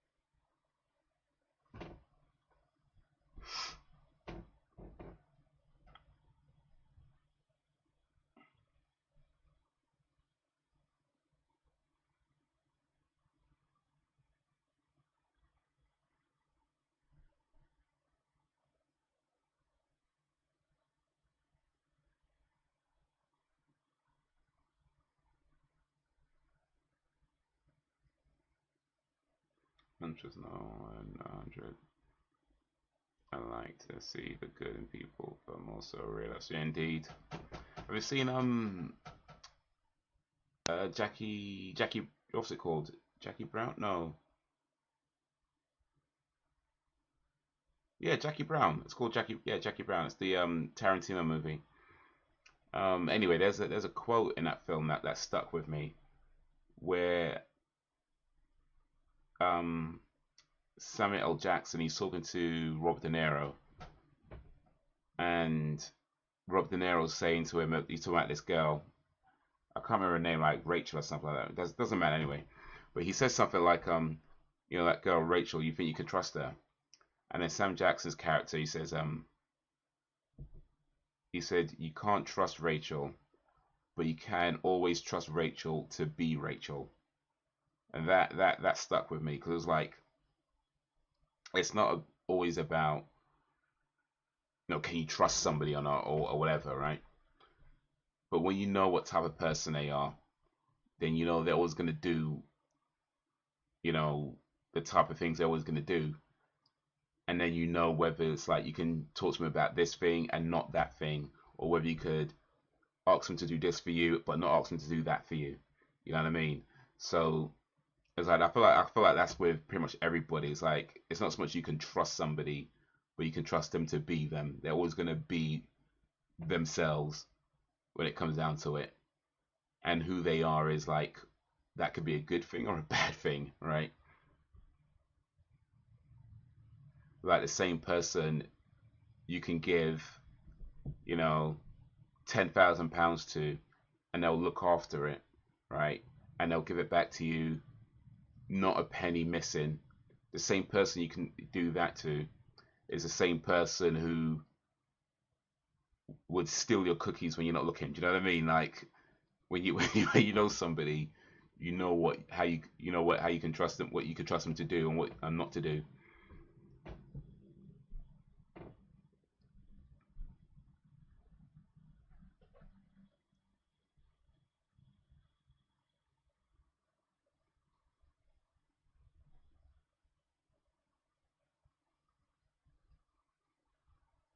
Yeah,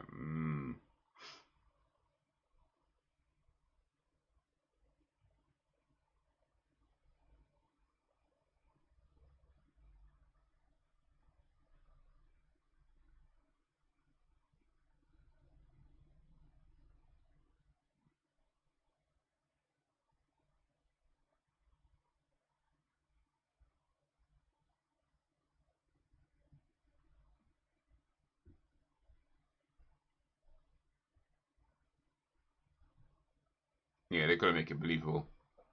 Can't have him win too easily.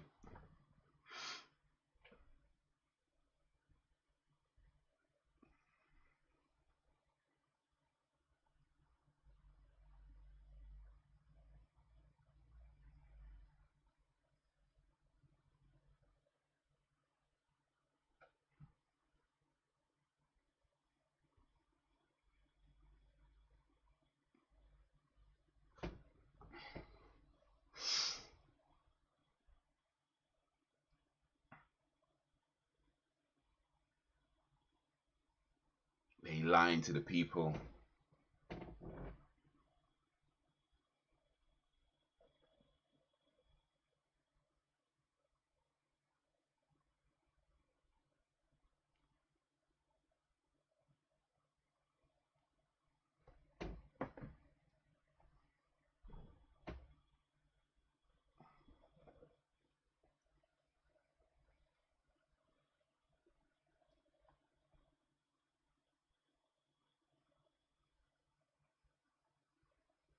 That guy looks like John Cena.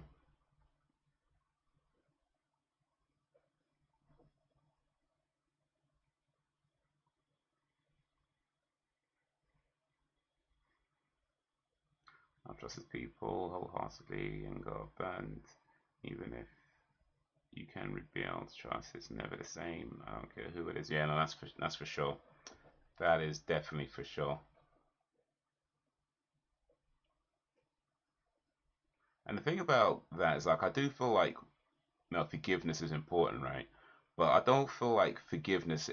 I don't think of forgiveness in a way I think a lot of people think about forgiveness. I think a lot of people think of forgiveness as being as if like it's everything's okay now. I forgive you. It's fine. There's no problems anymore. I don't think of forgiveness like that.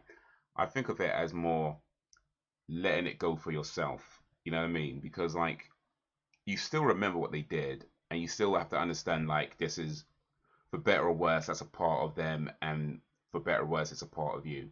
So you still remember what they did, but it's more just like letting it go so that you can find peace. You know what I mean? So that you can find happiness and not let the past define who you are moving forward. That's how I think of like forgiveness. There's more for yourself rather than for the other person.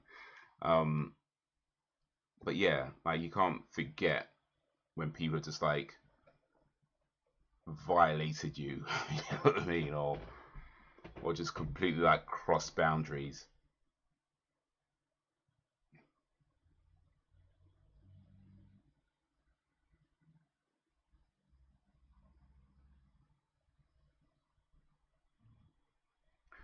People are talking to me, both enemies and potential enemies. I'll be saying in my mind, well, when I say, if you could read my mind now, if only. If I have a happy facial expression, you'll never know if it's actually good or not, especially if you're my enemy, my own element of surprise.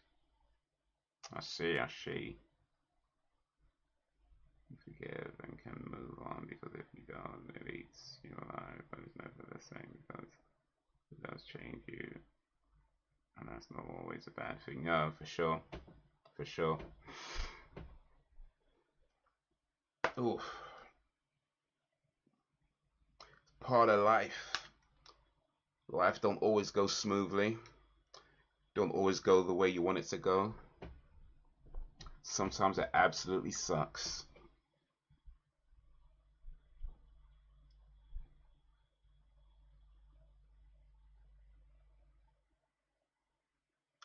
It absolutely sucks, but all you can do is all you can do. And in the end, you got to make the best choices for yourself.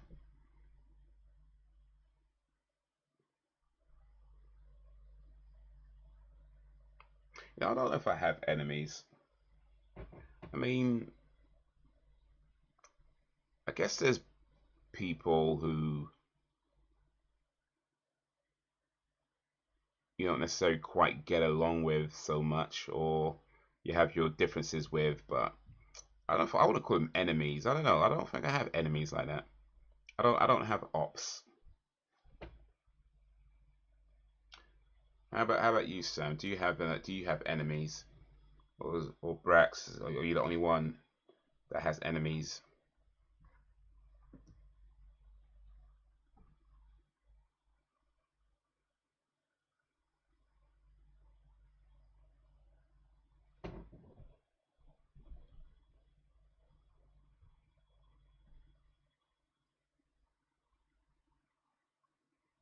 I don't know if I enemies don't care. Oh, fair enough. Yeah, yeah. I guess so. I guess if I did have enemies, I wouldn't. I'm not hanging around too much to find out.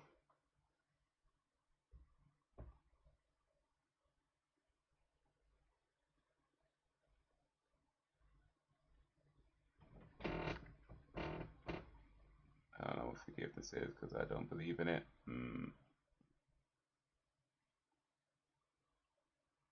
Well,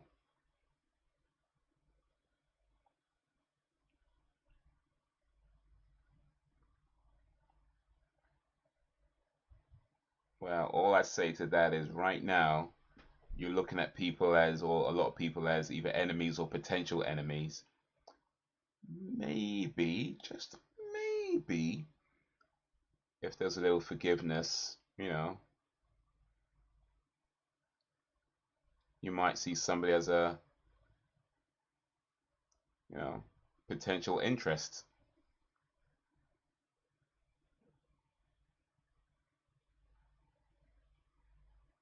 Maybe you meet a nice young lady,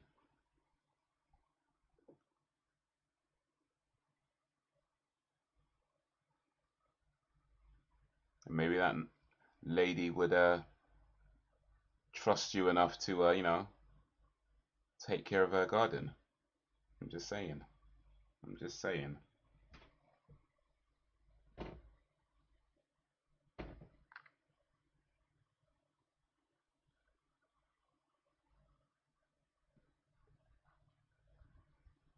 They might be one, but I try not to think about her.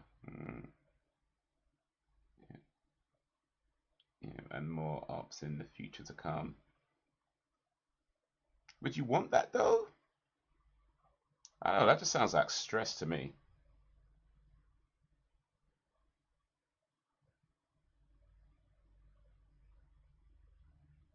That just sounds like stress to me.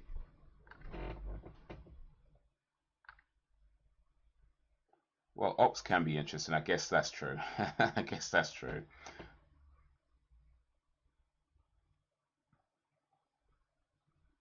But the thing is, the way I see it though is that like, yeah, there's going to be people who hurt you for sure. Like that's in life. People who you think are good turn out to be not so good. People you trust turns out you can't trust them. There's going to be people who hurt you, but I think in when it comes down to it, you're always going to be willing. Excuse me. You're always going to be willing to risk getting hurt. Otherwise, you never really fully experience life. You know what I mean? Like if you're constantly shielding yourself away from being hurt emotionally, you're never really fully experiencing life. You know, I mean, you're getting by, sure, you're surviving, but you're not really fully experiencing life if you're constantly shielding yourself on the potential of getting hurt because all the best things in life are on the other side of fear, you know. And yeah, you're gonna get hurt along the way, and not everybody's gonna be who you think they are, and it's gonna hurt bad at times. Like it's gonna hurt real bad at times. I ain't gonna pretend otherwise. You know, if you've ever had your heart broken, then you already know it's gonna hurt bad at times. But yeah, you just it's part of that. You have to be willing to risk that because all the best things in life are on that other side of that, or on the side that's taking that step.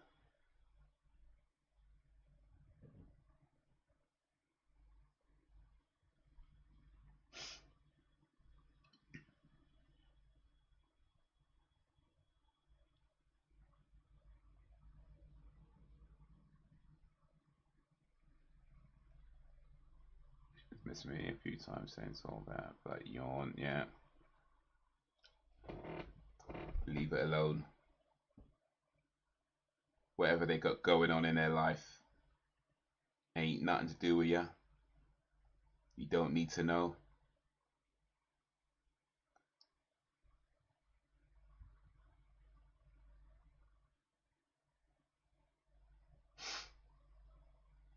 It doesn't matter if I want it or not. It's inevitable because it's meant to happen. I was preordained and marked for it, almost like the Slayer.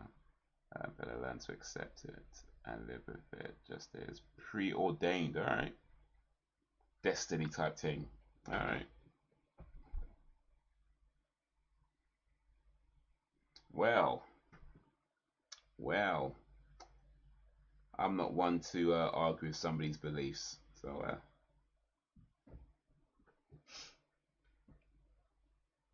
but if that's what makes you happy, then hey.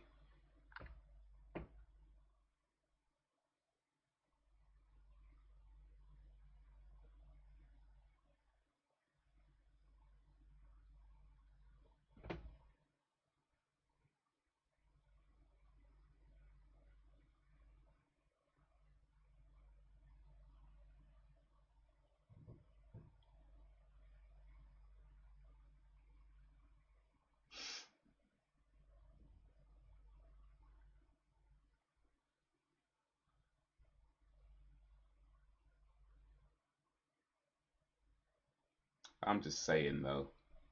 I'm just saying. Like if you're going through life like that, I can't imagine there's too many women who's gonna let you feel on their boobies. And happiness is feeling on a woman's boobies. Just saying. Just saying. But hey, each their own. Each their own.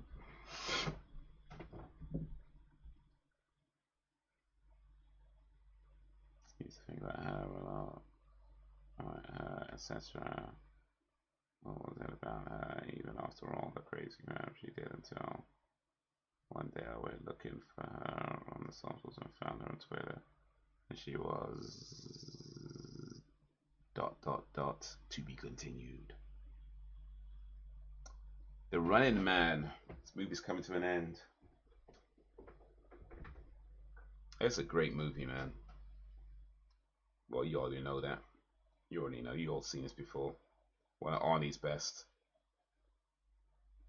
And this girl is fine.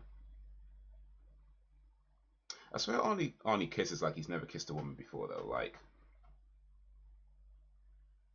I'd have to assume that he has done. I wouldn't know, of course. But Arnie's kisses on like his movies, like I don't know if you noticed this, but Arnie kisses like he's never kissed a woman before. Like I don't know if that's deliberate. Maybe that's their character. Maybe that's what he's told to do by the director. I don't know.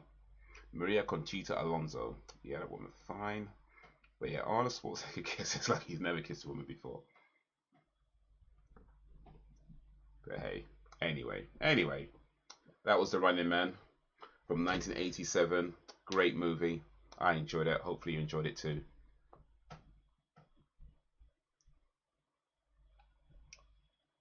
Next week we watch another movie. In fact, I'm gonna need to speak to you guys about the future of streaming, but I'll do that in just a moment or two. Let me switch over to this screen as we wrap up this live stream. Well, wind down, I guess. We're not wrapping up just yet, but winding down. We're winding down. Let me catch up with the chat real quick. Talking to these celebrities like they was friends desperately trying to get attention. I laughed so hard. I was over it. He does. Yeah, I get that. Once you got a peak of like how sad that person's life is, like, you know what? I'm good. I'm good. Yeah, I get that. Let's take it like this. My own sister's ex boss's husband was right when he told me this in 2014. As long as you black, you'll forever have haters and enemies. And I celebrate my ups agony and demise, and I wish darkish on them. Wait a minute, hold on a second, Brax. Your your sister's ex-husband, who you refer to as an ex-bastard husband, told you that as long as you're black, you're forever enemies, haters, and although you think he's a bastard, you taking that as good advice? I don't know. The math ain't mathing on that one. You know what I mean? The math ain't mathing on that one. This is I think there might have been a one that didn't get carried somewhere. Like this, math ain't mathing on that one. This guy's a bastard. Why are you taking advice from him? I mean, look, I get it. Look, racism in America is different from racism in UK, and probably different from racism in most parts of the world. And so I get that, you know, the racial dynamic there is vastly different, and maybe in ways that us Brits don't fully understand. But at the same time, even still, yeah, you're gonna have people who don't. I think that regardless of whether you're black or whatever, you're always gonna have people that don't like you. That's just life anyway. You know, that's just a fact of life. No matter how cool you are, no matter how good you are, no matter how many charities you donate to, somebody's gonna hate you. Right? That's just life. Like Mr. Beast, look how many good things he does. People still hate him. You know what I mean? Everybody has their haters. The Rock, one of the nicest guys in Hollywood, according to everybody that works with him, even he has his haters. Everybody has people who hate them, you know, and that's not a black thing or whatever, a race thing. That's just a human thing. Somebody somewhere isn't going to like you, but that shouldn't be your defining trait. You know what I mean? Like, you shouldn't define yourself by whether people don't like you or not. You know, you are an individual, and there's things that I would think that you like in this world, and things that you don't like. And as much as possible, you want to surround yourself with the things that you do like. And although the things that you don't like, and maybe some of the people that don't like you, kind of butt their way into your life at times and try to make your life difficult and try to interfere with things, that's something that happens, and that's something that you got to deal with if it does happen. But even still, it's like you shouldn't be defining yourself by people hating you. You know, you are an individual that exists beyond what other people think of you, good or bad. Whether they like you, whether they hate you, you exist beyond that. You're an entity that exists beyond and is not defined by other people's opinions. You know what I mean?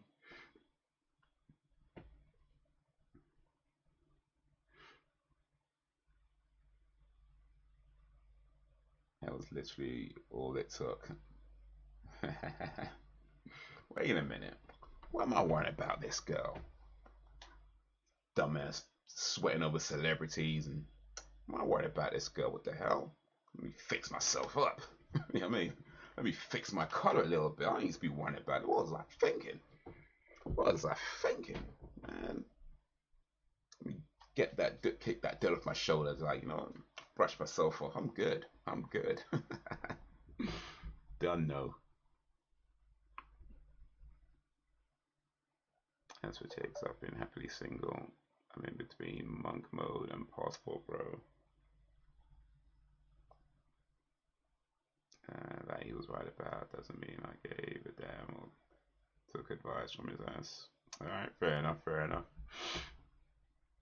You don't believe most people are racist. Most people don't even think about others that much.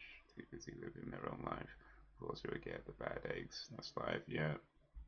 I feel like there needs to be a new word for it, actually. Like, I'm not sure the word racism is. What's what I'm trying to say? It's I don't think it applies like it used to apply, right? Because I feel like with a lot of people, it's not so much that they're racist in that I hate black people type way. You know what I mean? I don't think it's like that. But I definitely do think there's a lot of racial ignorance around. And that's not, strictly speaking, a bad thing, depending on who it is, right? Depending on who it is. But I do think there's definitely a lot of racial ignorance. And part of that is because, people don't always know what to say.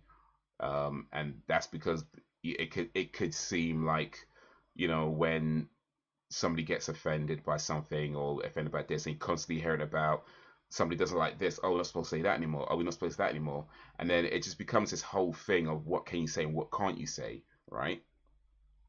And a lot of that is stupid. Like a lot of that is just one is somebody's like an individual's perspective on what's offensive and what isn't that somehow made it into popular speak, but most people don't even care about. Like, blackboard. I remember that kind of came up as being this offensive thing that you're not supposed to say anymore, and it's like, really, like who's offended? Like nobody cares. Do you know what I mean? There's maybe like one person who got offended by that, and then somehow that ended up in this main dialogue. And but yeah, it becomes a thing, and it ultimately just leads to a lot of like ignorance of what's acceptable and what isn't. And the truth is, just be yourself. Just be yourself. Just don't. Well, unless you're an arsehole, then don't do that. But just be yourself. You know what I mean? And if you say something that is say wrong or offensive or whatever, we people can talk about that in rational ways. At least I hope people can talk about that in rational ways. But just be yourself. You know what I mean? Just be yourself.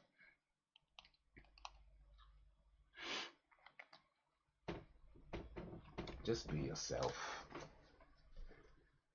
And because yeah, we're all gonna get things wrong, and we're all gonna have, maybe like maybe some, for example, you're not a racist yourself, but your parents and your grandparents were hardcore racists. Say like that's the case, right? And because of that, maybe there's things that you were raised to believe that you might not know, even though you're not a racist yourself and you try to treat people equally yourself, because you were raised in a certain way. There's maybe certain things that come up every now and then that you might not necessarily be aware of. I get it. That could happen. That could happen to a lot of different people. And again, it's just something you can talk about. It's not. It shouldn't be a thing where it's like now we have to start labeling people this and calling people that and trending, putting people trending on Twitter or whatever over this and trying to get people to lose their jobs. And it's just like, bro, can we just talk about these things? There was a misunderstanding. Somebody didn't know something, and we can talk about it. It's not a big deal. You know what I mean? It's not a big deal. And I get that there's certain things that could definitely seem like an attack. I get that. And maybe on some subconscious level it could even be an attack, you know like there's definitely racist people out there that try to hide it. I'm not going to pretend they don't exist. There's definitely some hardcore racist people out there that try to hide it, and so like they say things, they just kind of like, I don't know, this is guy seems off to me. I get it, but sometimes it's best to, you know what? Let me just walk away. Let me just walk away and leave them to themselves. Let me just walk away and leave them to themselves, because at the end of the day, their opinion does not affect me, and that's all racism is. And I know a lot of people are going to disagree with me on this, but this is my view. Racism, at its core, at its fundamental core, is nothing more than somebody else's bullshit opinion of you. All right, that's all it is. At its fundamental, most basic core, it's somebody else's bullshit opinion of you. Yeah. And there are circumstances where somebody else's bullshit opinion of you could affect your job prospects. I get that. That could happen. But generally speaking, some random guy on the street, or you know, some bozo at the office or whatever, it's like it's somebody else's bullshit opinion of you. It's like you can't really allow yourself to be too bothered with what somebody else thinks, because at the end of the day, what other people think of you is none of your business. Unless, of course, they make it your business. That's a different story. Then you might need to put them hands up. Just might. But as long as they can keep it to themselves, or just, don't leave, or not say too much, doesn't really affect you. It's like, you know what? Just have that opinion, and I'll be over there. You can be over there. You can stay out each other's way. You can stay out each other's way.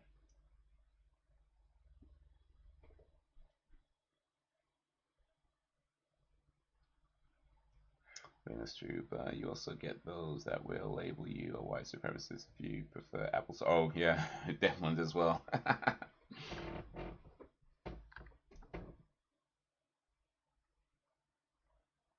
Actually, if you do prefer apples or oranges, I think you might be a white supremacist. Nah, I think that one might be true. Actually, I think that one might be true. Yeah, if you prefer apples or oranges, you actually might be a white supremacist. That's weird. Like, how do you prefer apples or oranges? There's something wrong with you if you prefer apples or oranges for sure. I kid. I like apples. Well, I do prefer oranges actually. To be fair, I like apples. If I had to choose, I'd probably go with oranges, but I do like apples. Next one, someone wants to say I'm racist. I'm just gonna point out my husband, most of them, and we have a kid from Iraq. You might find me do that Homer Simpson meme though, like just backing away. Back away into the bushes. That'd be me right now. If that happened, someone accuses someone of being racist, I'm just like this.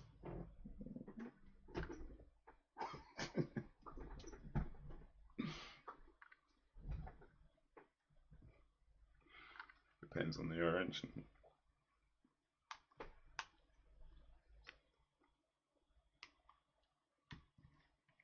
Here's a question. I don't know if there's an. I'm sure. Well, I'm sure there's an answer to it, but let's see if anybody knows the answer. I don't think I know the. I don't know the answer.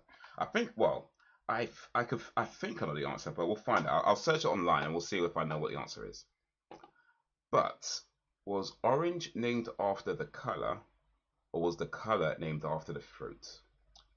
I think I know the answer to that question, but I don't know for sure. So I'm going to search it and see if I can find out. But if anybody knows or thinks they know, put the answer in the comments, and then I'll let you know if you're right or not. But I'm going to search it myself. But because actually, before I search it, let me say this: I think I think the fruit was named after the color. I think. But was orange the fruit named after the color, or was orange the color named after the fruit? I'm gonna search and find out and see if I'm right. And if you let me know what you think, we'll see if you're right.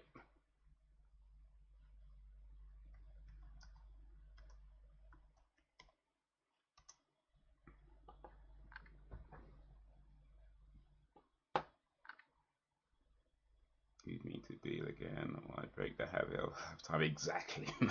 You knew what you were getting when you got into this marriage. You knew exactly what you were getting into.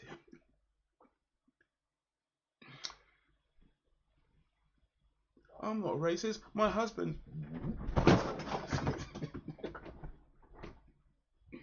Oof, just knocked stuff over. I move too fast. Oof.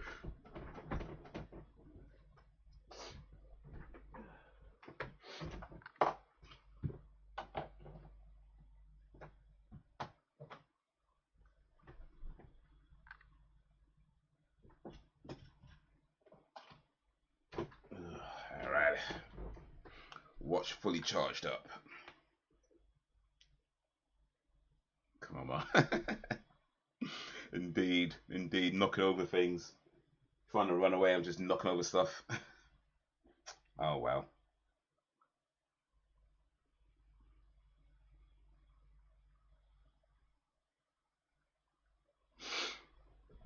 Alright, so the word orange was originally named after the fruit, so not the color. So yeah, I was wrong. I was wrong. It was the fruit was called orange before the wait. Yeah, the fruit was called orange before the color. The word orange traces its roots back to Sanskrit naranga, which is their word for both the fruit and the tree it grew on. Over the years, that word became the old French orange.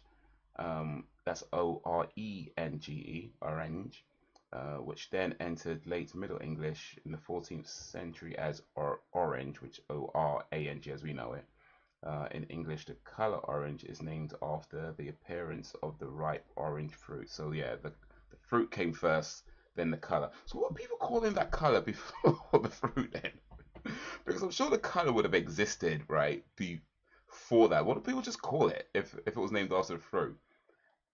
It was it late 14th centuries? That's what, 1500s? Is that right? Yeah, 1500s? No, 1300s. Sorry, 1300s. Excuse me. Yeah, 1300s. So late 1300s is when they called the color orange. They named the color after the fruit. So before they saw the fruit, what were they calling it? That's mad. You would just call it this. It was the color of. I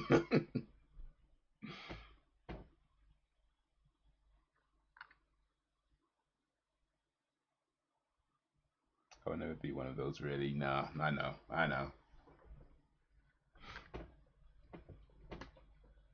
That's an awkward thing. Thankfully, that's never happened to me in terms of somebody being like, "I'm not really on the point to me." That's never happened, but that seems to me like it'd be an awkward thing to go through. Like if somebody was like, I'm not racist. My boyfriend's black, or you know, I mean, stuff like that. And can we not do this, please? Can we not? Can we not?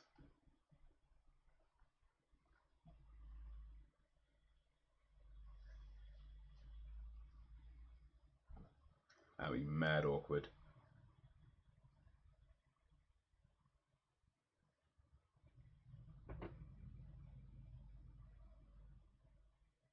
Here we go. The first recorded use of orange as a color in English was in 1502. So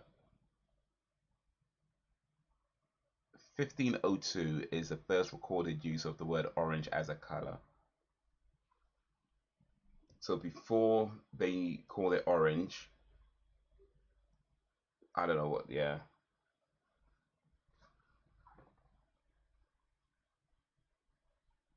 If I ever did, you know.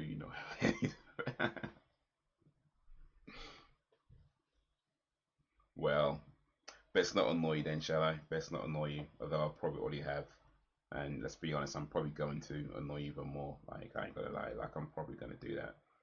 You know what you're getting into. You knew exactly what you're getting into.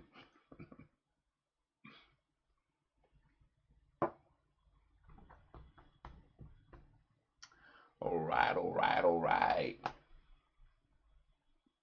I've got kind of an announcement to make, an announcement of sorts. And I might have to say it again at some point because not all the regulars are in today, so might have to repeat this again. But it's all good. It's all good. I'll say it again, and I'll say it now, and I'll say it again. But come January, maybe February, I'm gonna have to drop down on the number of streams I do each week. Drop down to two, possibly even one a week, um, by January, possibly February. I'm gonna try and complete the hopefully try and complete the Arnie season before that. I think we've only got a few movies to go, so try and complete it before that. But yeah, come next year, I'll have to drop down the number of streams I'm doing per week because, to be honest, it is a little bit much for me doing 3 nights a week. And with all the things I'm gonna try and do, like traveling and stuff like that, I'm gonna need some time to save a little extra money and that kind of stuff. So I'm trying to work a little bit more, but also not just working, not just working. Of course, I'm gonna do other projects and things like that. I'm gonna need time for, but not just that too. Not just that too. Um, I'm gonna start dating again. I'm gonna start doing that again. I'm gonna start, trying to meet gal and take and going out on dates and do that whole thing again. So I'm gonna need some time for that. So there's a few things that I wanna do and gonna try and do, but yeah, it means I'm gonna have to drop down on the number of streams each week. So yeah, but hopefully I can go out till about January, maybe February, and then drop down maybe two. Well, yeah, I might, depending on how it all works out, I might have to drop down to one a week. But I definitely don't want to give up doing it because it's a lot of fun doing these. But yeah, 3 nights a week it's been a bit much for me already. But I think it's just going to get even more much for me in the coming months and so on. So yeah, that's for next year. That's for early next year.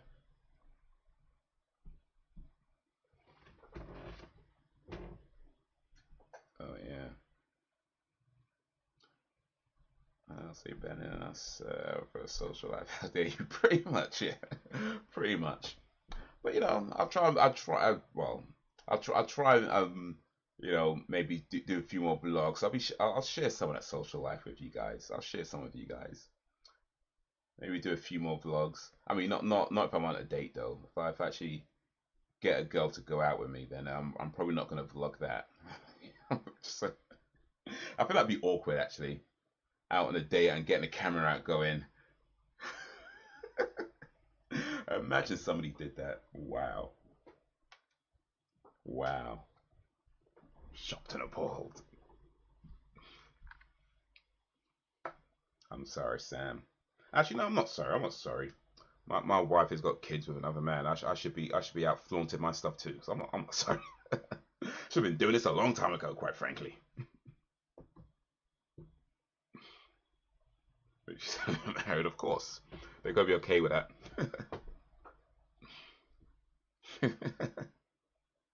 I don't see no ring on your finger.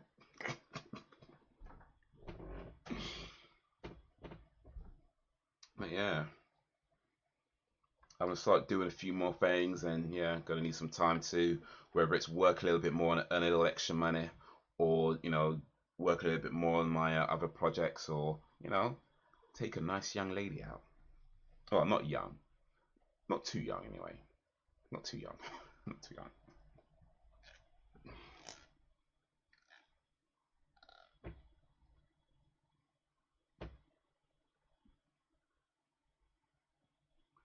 You're seeming to get tired easily now. I have noticed.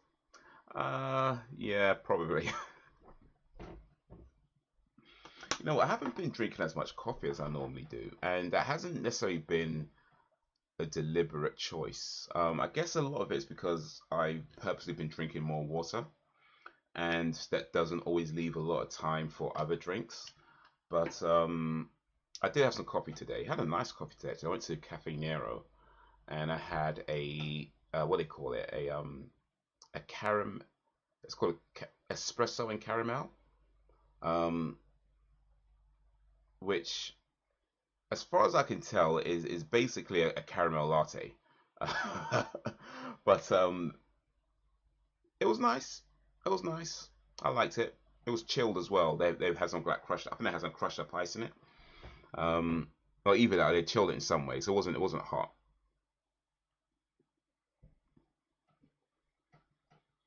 But yeah, maybe that's why I haven't been as caffeinated as of late. And I am old, so there is that too. Should have been a bit. Should have been in bed 2 hours ago, quite frankly.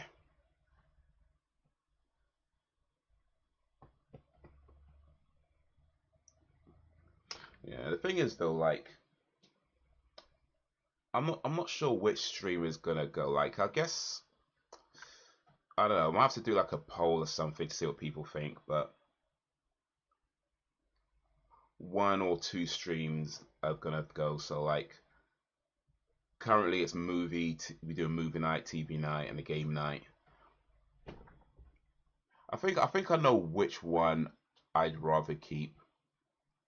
I mean, well, if you really got talent, technically, I'd rather keep all of them. In fact, I'd rather be doing more streams, but yeah, unfortunately, my finances don't support me doing more streams, so I'm gonna have to cut down. But yeah, I think I know which one I'd rather keep in terms of like what I feel is gets what I feel is like because I feel like we have good interactions just anyway, but I think with the TV nights it kind of has a really good because it kind of shorter episodes, so it kind of breaks things up a little bit. Um, so I feel like that one is probably it kind of aids type it kind of aids the types of interactions we have probably in a better way. So I think out of the three, in my mind, that'd be the best one to keep. But yeah, we'll decide later and see what you guys think as well.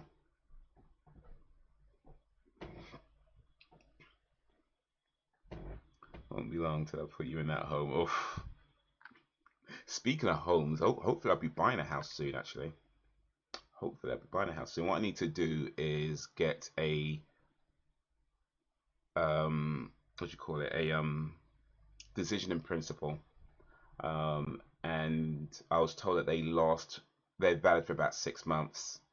And so I won't do it just yet. But maybe what we now September. So maybe by about November-ish, like maybe late October, November, I'll look to get that done. But once that's done, that effectively just says this is how much I can get on a mortgage. And I'd have like an official paper to state that, so I can go to like estate agents and whatnot and say like I want this house, and I can pay for this house because I've been agreed a mortgage of this amount. Um, so yeah, but I'll do that maybe late October, November-ish. That way, I've got quite a bit of next year as well um, to do it to do the whole thing. I kid you that much. Pretty much, yeah, pretty much. Yeah, no, it's I mean, to be honest, that is kind of pissing me off. I can't lie. I mean, to be fair, it's just like things keep coming up, and it's mostly in fact, it's actually pretty much done. It's pretty much done. All it needs is that like it needs to be painted, and some of the decorating parts need to be done because like when they stripped off like some of the tiles, some of the what do you call it, the not the concrete, but the plaster, some of that kind of breaks down. So it kind of needs to be like replastered and painted and that kind of thing, which we'll see. Hopefully that happens this week. We'll see how that goes. But yeah, it's definitely taken way longer than it was originally supposed to. Um, but almost there, almost there. But yeah, and I've been looking to buy a house for a while. I've been saving for that for a long ass time. Um, and I do have right now enough money for a deposit. What I've just been doing, in fact, I've had enough money for deposit for a little while actually, but I've just been trying to save a bit more just so I don't, once I do it, I'm not giving up all my money at once. I still want to, I do have something left over, so it's not just like back to zero, right? So I've had kind of a goal amount in mind I want to save to, which we'll see if we get there. I'm not too far off it. Um, well, here's the thing about it. Like, I can't afford a house in London. Like, I can't. Like, London's too expensive for me. Like, the only houses I could have potentially afford in London would be things like, uh, you know, like shareholders, what would like their leaseholds, you know, those sorts of things. And even then, it's like you're really not getting much for your money, and it be a bad investment. In my opinion, I feel like it'd be a bad investment um, to spend that much money on a property that you're not getting much for. And with leaseholds, they have like a term amount, so like it's only yours for like 100 years or something like that, depending on the term of the lease. And a lot of times, it's not even, you're not even getting that much. It might be like 40 years or 30 years or something like that, something low. So I feel like for me, buying a house in London would not be a good investment. So yeah, I've been looking outside of London, looking at places I could afford, and I'm likely to buy outside of London. Well, I say like, hopefully I can get the everything approved. I'm like to buy outside of London. The thing is though, like what I may end up doing, and what I think is I'm probably going to do at least in the beginning, is not actually live in the house right away, and rent it out instead. So I'll buy the house, and then rent it out while staying here and working. That way I could try and cover the mortgage and still earn some more money on top of that as well. Um, and it just kind of, well, hopefully won't be doing that no forever, but hope if I can do that for at least a little while, then that could help. Uh, that could help me out financially. Especially as I do want to travel more. You know what I mean? Especially I do want to travel more, so it could be a good idea to just do that. That way, it puts a little bit more money in my pocket. Helps me save a bit quicker for other things. Um, and then yeah, I can travel a bit more, and then when I'm a bit more ready to like settle down, and, you know, get me a wife that won't put me in a home. Then I could look to maybe move into that house and that kind of thing. So yeah, that's what I'm thinking I'm probably going to do, is look to get a house, but not actually live in it right away. Rent it out and then go from there.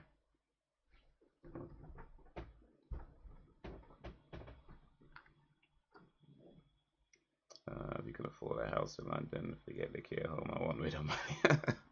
Yeah, London's expensive, bro. Like it's so expensive. Like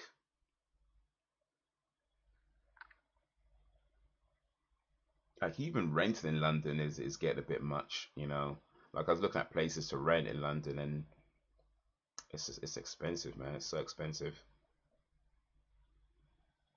and it just feels like more and more regular folk like myself are being pushed further and further out.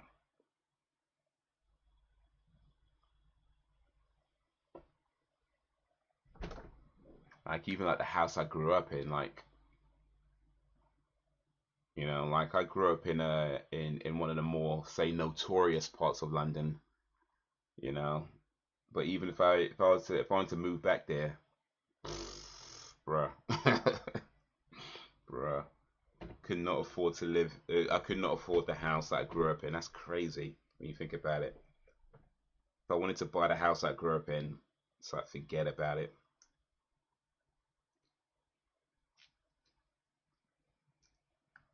If Elliot dies at work, I get 100K. Really? Hmm, interesting. I keyed. I keyed.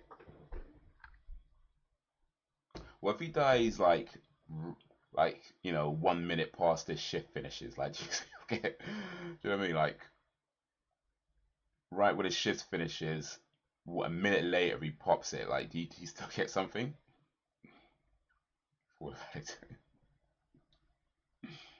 Yeah. Let me check these brakes on this bus. Oh, nothing. We're doing nothing. Just looking around. It's nothing. Nothing.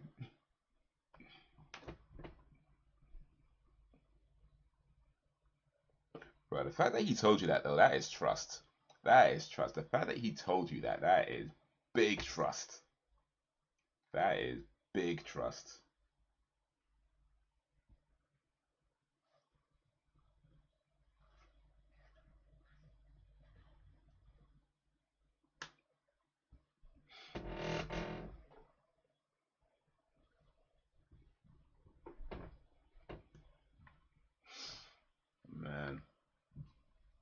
people do that though. Like, I mean, I'm sure you know this, but yeah, people have done that. Like, kill their partners or their you know their husbands, their boyfriends, their you know for like you know some kind of life insurance payout or you know stuff like that.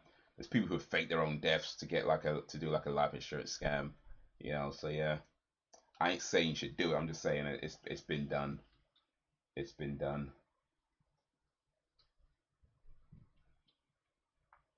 Should 100K worth it away.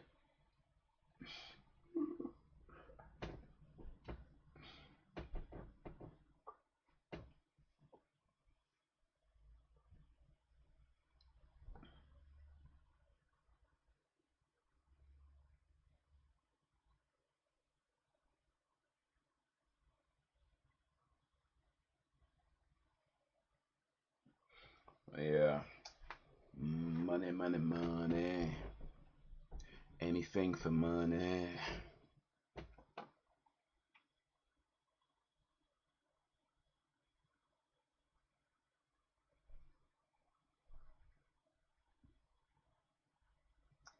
Some people be wilding.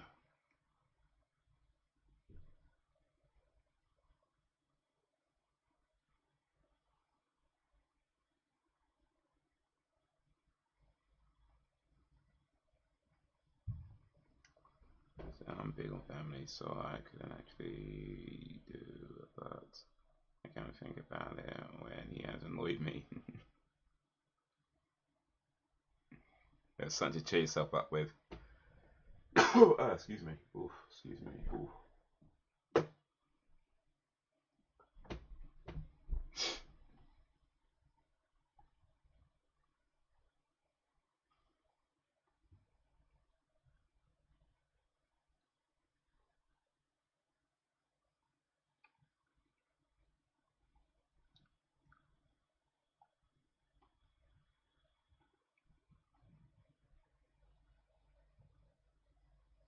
Ah, man. You ever threaten him with that, though?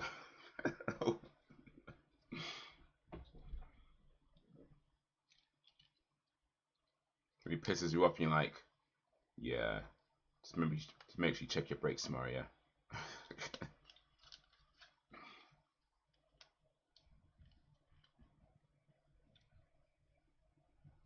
So which bus are you driving again?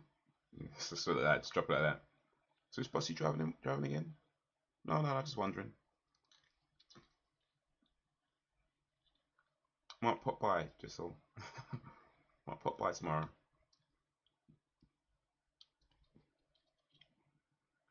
Bring your sandwich or something, yeah. Might pop by, bring some lunch, bring a bit of lunch. Your last meal.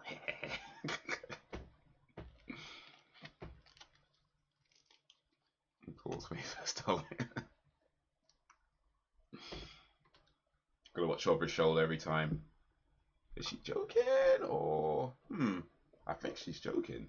She's joking. Nah, she's joking. She's joking. She's joking. Nah, of course she's joking. Yeah, of course she's joking. I think. I hope.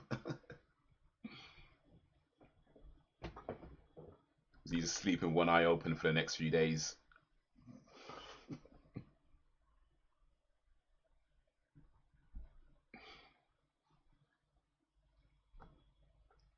Double checking everything.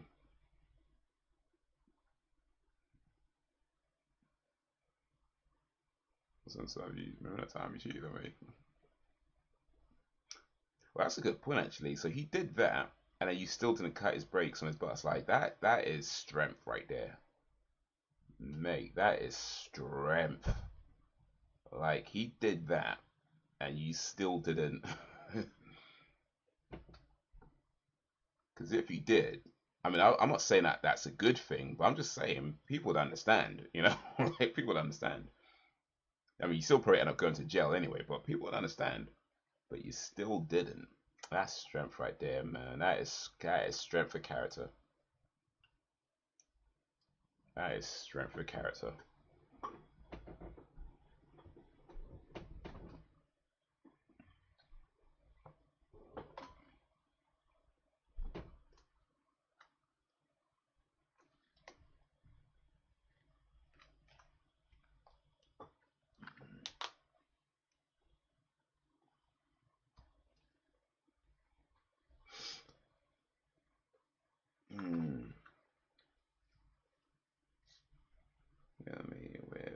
say though, who pretends she is friends with celebrities.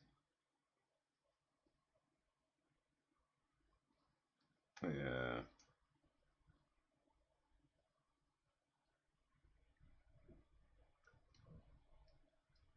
You know, like how some people would tell their partners, "You can't do better than me," but they'll say it as like a in a mean way, you know, a kind of in a manipulative kind of way. You can't do better than me. You're never gonna do better than me.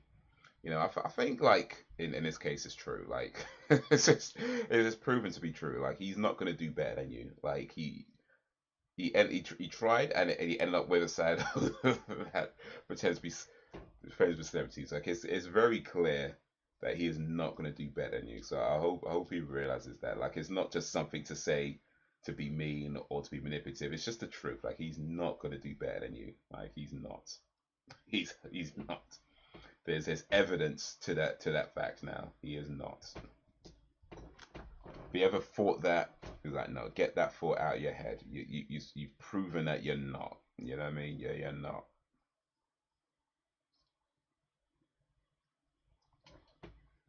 Think I'm a catch. Chill and fun indeed.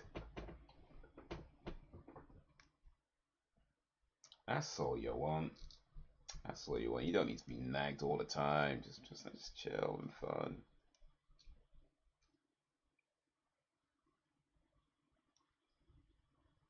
But truth said, I do think there's a lot of people in relationships, in good relationships, that ruin their relationships over things like this idea of wanting to be better, you know, or wanting things to be better. Because I mean, I don't think that sounded like what I meant, but because of course everybody wants good things, everybody wants the best they can. I don't mean that, but you know, like this kind of idea of perfection, and I think there's a lot of people out there who ruin otherwise good relationships because like they're seeking something that they don't need to be seeking because it's like it's not about this needs to be that way or this person needs to be that do this thing or nagging over this or getting mad over that or wishing this person did this thing and you know sometimes it's just about accepting a person for who they are, and if you can't do that then yeah, maybe it's time to move on. You know, if you actually just can't accept who they are, then it's just time to move on. But I feel like sometimes people just like ruin an otherwise good relationship because like they're seeking something that isn't the person they're with, and it's all kind of done under this guise of, you know, self improvement or trying to improve, and it's like you're not trying to improve. You're trying to be controlling. You know, you're trying to control another person, and that's never going to work.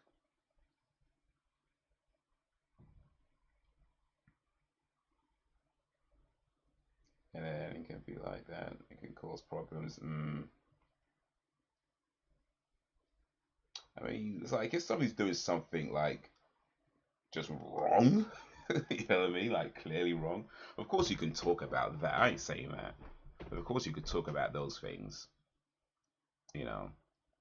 But like, I feel like with some people, it just gets to a point where you're really just like picking at things that don't matter, you know, and you're making, like that old saying, you're making a mountain out of a molehill. You know what I mean? It's not that deep. But people get so fixated on this idea of this needs to be the way I like, you know, and it's like, it doesn't. It doesn't. Like, it's like most things are just not that important. There's a few things that are, of course, like when it comes to like values and things like that. But most things are just not that important. It's just not that deep.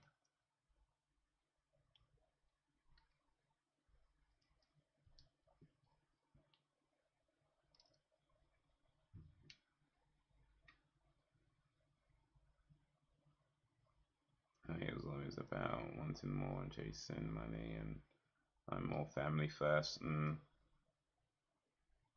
yeah, more money is great, but it comes at a cost. You know, more money will come at a cost, and you might think you're willing to pay that cost, but are you really? Are you really? So I get it. We all gotta earn, and we could always do. We could all do with more money. I get it. But everything will cost you something. Everything will cost you something.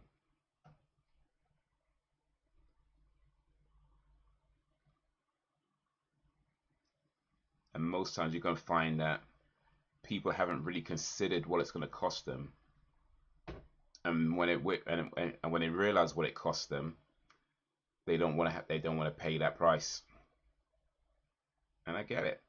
I get it. It's a hard. It could be a big price to pay, especially when it's like, time away from your family, time away from your kids, time away from the things you genuinely enjoy doing, the things that you're passionate about, because you're chasing this thing. Everything will cost you something.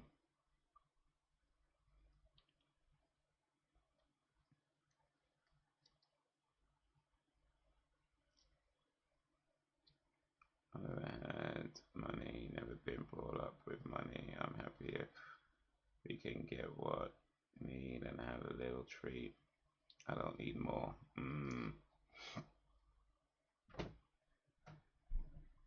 Yeah, you get what you get. Make the best of what you get.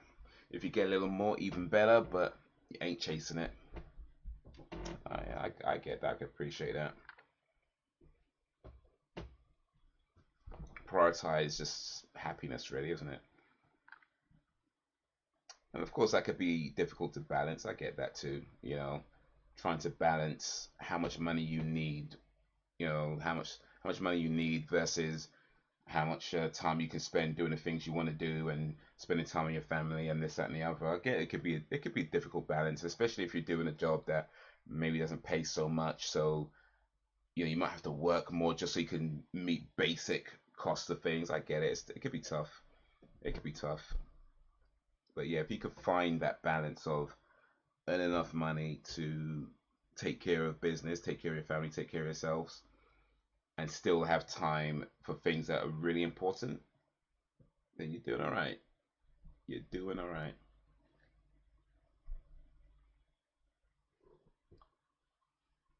And yeah, the way things are, I get it. It's harder and harder to achieve that balance, especially with everything going up and cost of living going up and every price is going up, and it's harder and harder to achieve that balance. But it doesn't mean we should not try to. Got to try to at least. I'm trying to be accommodating with his promotion and stuff, but need limits.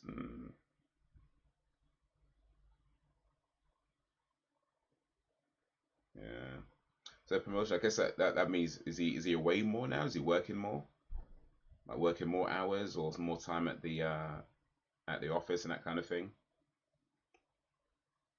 I know when I got my promotion, it didn't necessarily mean more hours, like officially, but it pretty much did mean more time at work because like you're doing like writing up reports and filing this and all these sorts of things that take longer than the actual working hours of the day.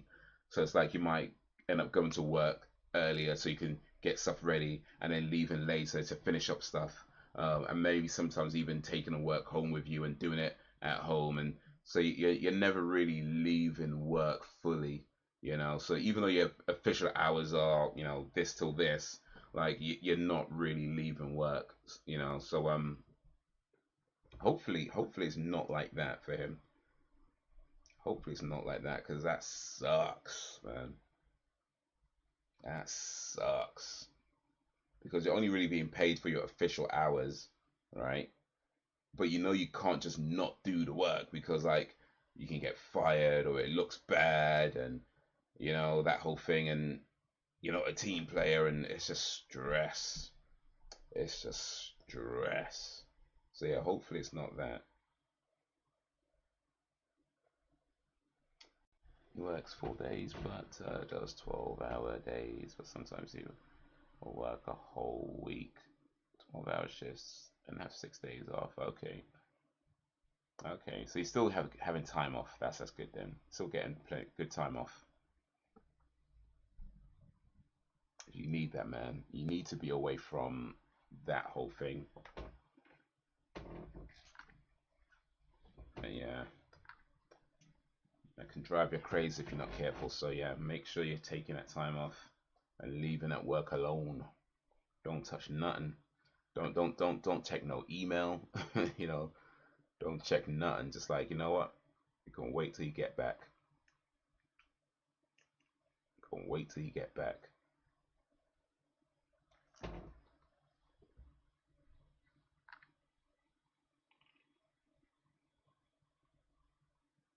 Earlys and weaker middles and they so it kind of changes each. Okay, I see. Yeah, I think that's how it was when I was working in the office actually. Like you do like sort of earlys, middle. Yeah, hated that though. I hated that because like you just never get used to any kind of sleeping pattern. Just tired, you know, just constantly waking up and you just want to go back to bed again. It's like, ugh. Especially when you're coming off the late and you got to go do the earlys, and it's like, ugh, man.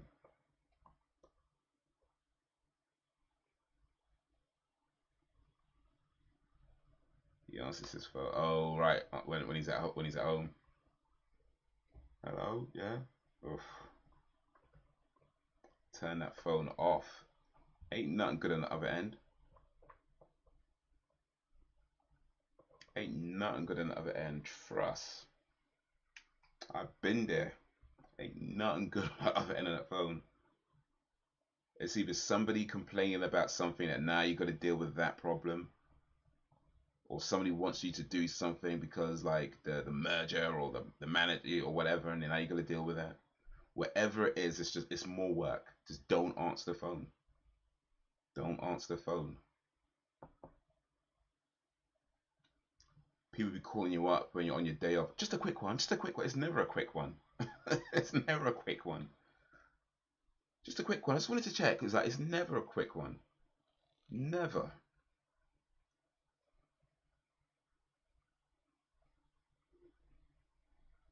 You know, for sure. 'Cause that's supposed to be like your time, innit? It's supposed to be your time.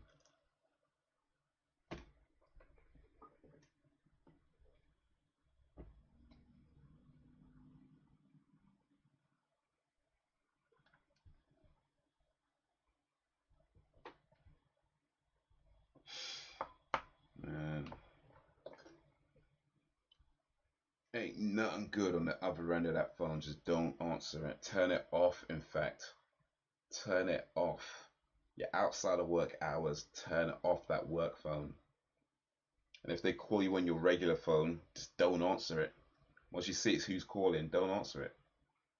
Don't answer it. I'm telling you, man. Don't. Ain't nothing good happens when you answer that phone.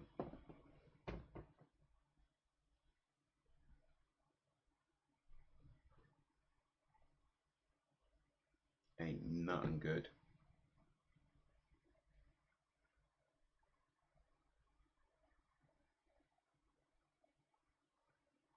On his socials, he is never off his phone.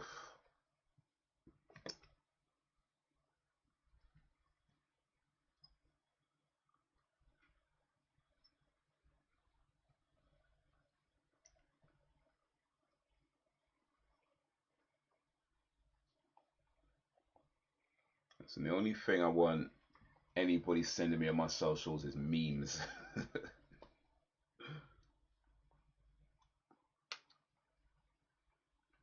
Don't be sending me no work related stuff. Just send memes.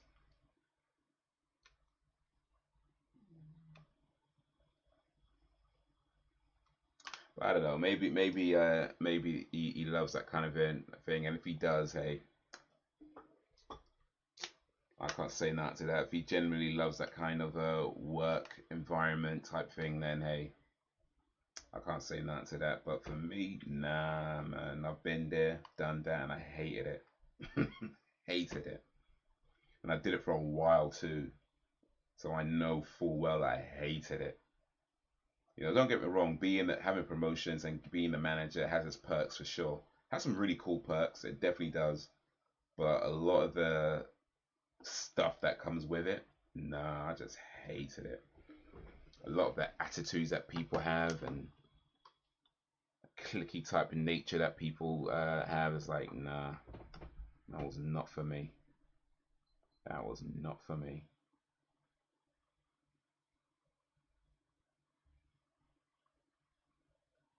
So definitely wants to be in with them. I'm the total opposite.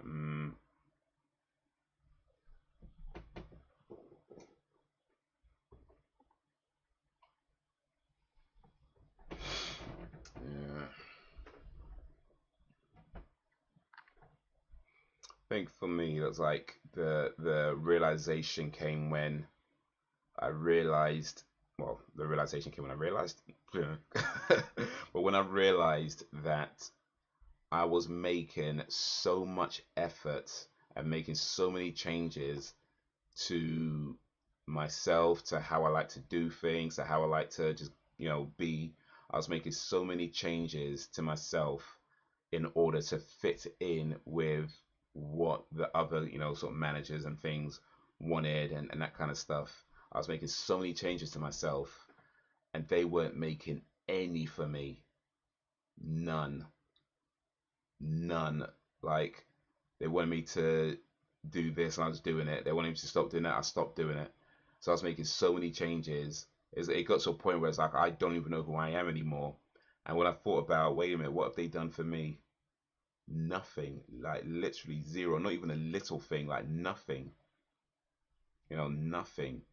And it was like, I don't know if you know this saying, never cross an ocean for somebody who would. Let me start again, sorry. Tricks off my words. Never cross an ocean for somebody who wouldn't cross a puddle for you. You know?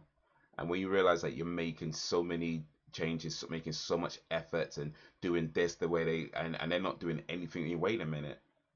I'm literally crossing this ocean for these people and they wouldn't even cross a puddle for me.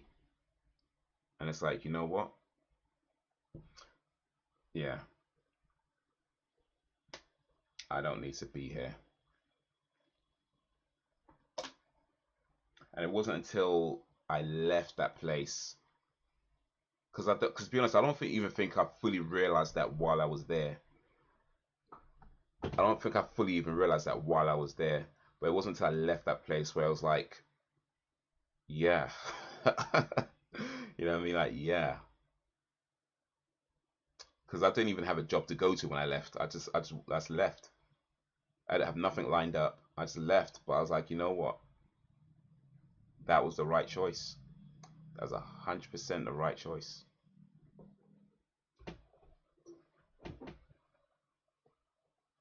But hey, I can't speak for nobody else. Like some people generally just love that kind of thing, and it's like, you know what? If that's you, that's you. If that's really you, that's really you. But nah, that is definitely not me. Nah.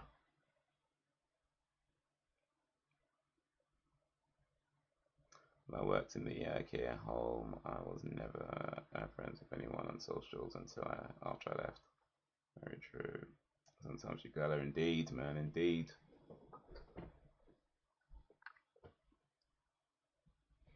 Yeah, I did have a few. I think I had quite a few friends on socials. Like Facebook was a popular thing at the time.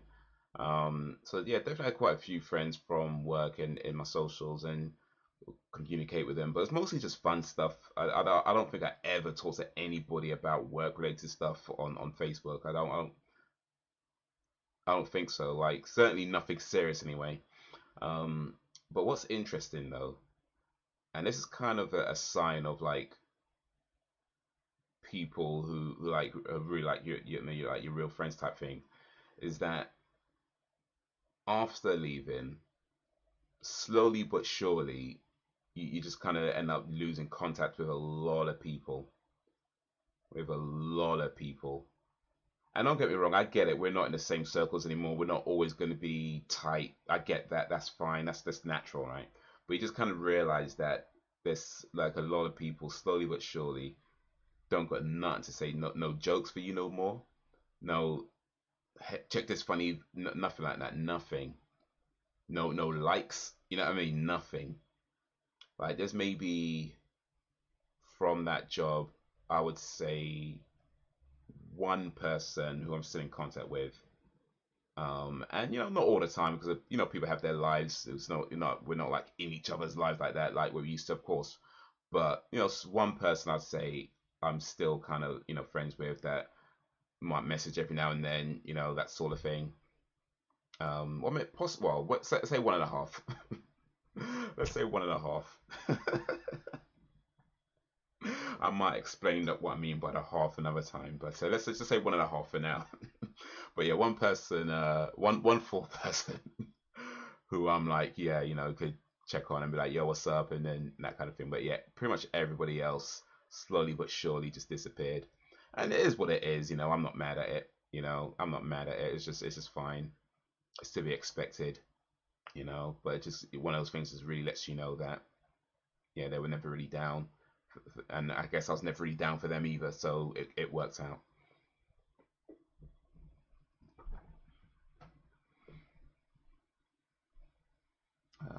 One person I worked with, and we did not like each other for a few years later, so we just became friends. Well, that's awesome.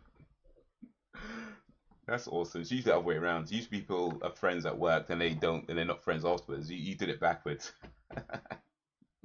That's awesome.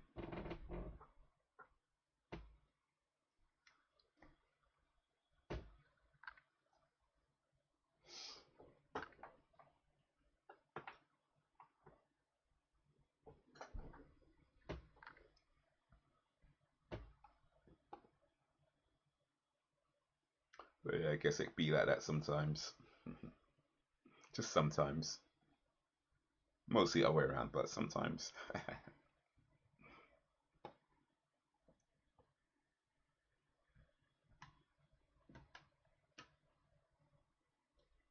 Message or anything, but we can talk to each other. Yeah.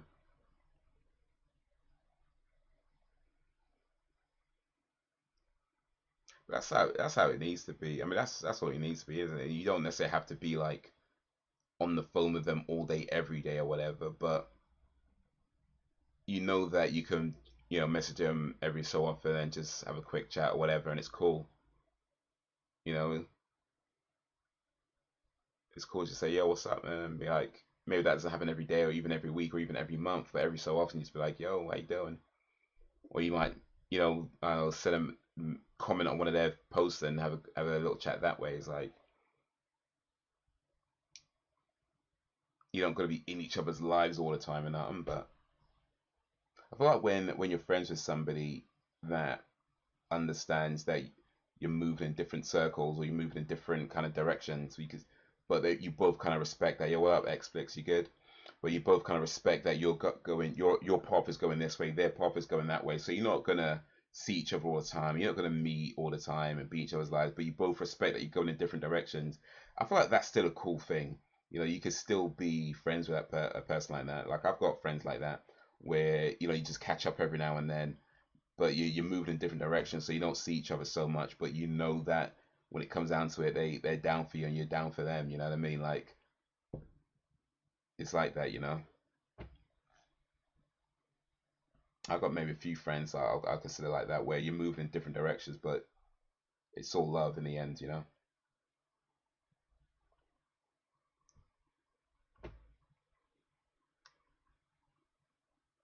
was going through with her, she was there for me. We both have kids with both of them, so we get each other over now. The bond. Xplex, how you doing, man? Appreciate you coming through. How is you?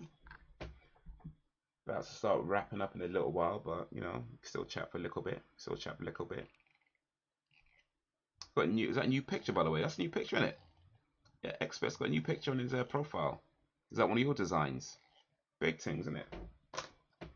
By the way, I don't know if you noticed, Sam, but our kid Xplex does designs, does graphic designs, and I guess yeah, that picture is one of his graphic designs. So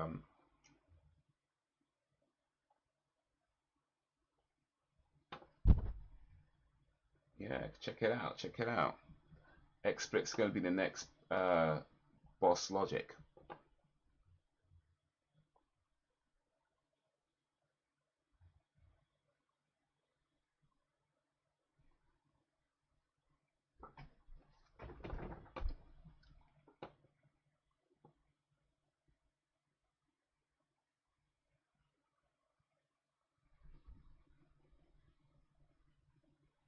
because I was encouraging him. You know?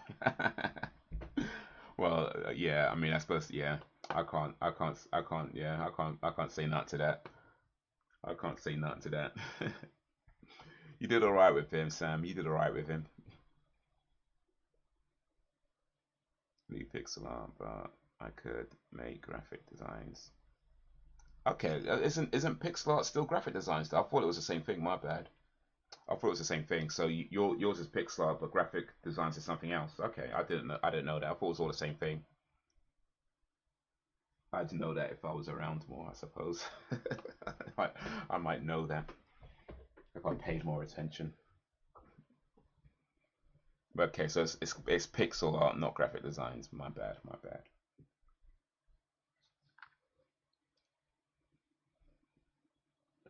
Yo, what up, Paula? How you been? Wow, I ain't seen you for a long ass time. How you been? Paula de Olivero Pinto. Hola. Hola, mi amigo. How you doing? How you doing, Paula? Oh, sorry, Paula. It's Paula, not Paula. It's Paula. Sorry, Paula, right? Paula. How you doing, Paula?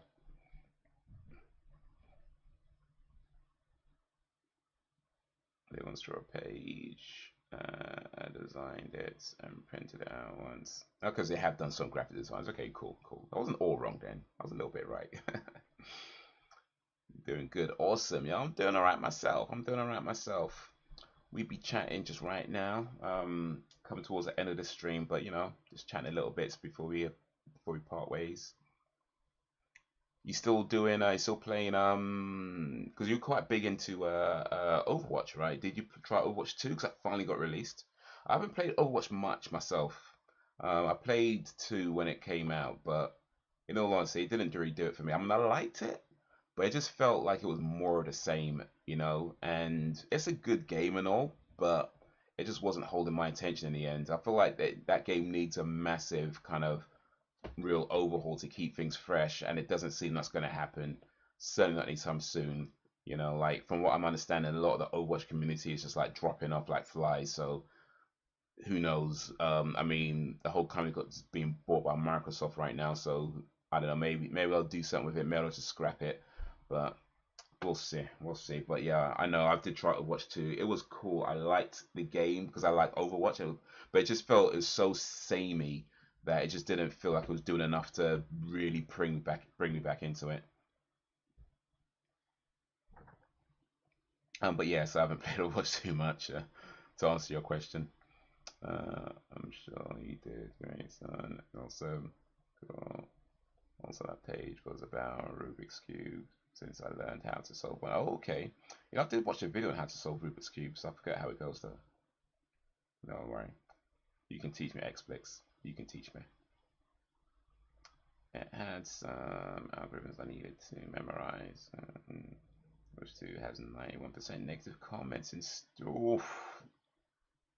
I'm Game of the Year to worst game in Steam. Very sad. It's my favorite game with Pokemon. It is sad. 'Cause I really liked Overwatch. Really liked Overwatch. I mean, I generally don't play a lot of multiplayer online games, right? But Overwatch seemed to like be that one that for some reason it just stuck with me, and it stuck with me for quite a while. But yeah, it just wasn't. I don't. It feels like they're just not doing it enough to keep it really fresh. Came in. We'll have to do. Yeah, indeed. Whenever he comes back, I guess he's not in the chat too much these days. But whenever he comes back, we'll have to try and remember. Have to try and remember that.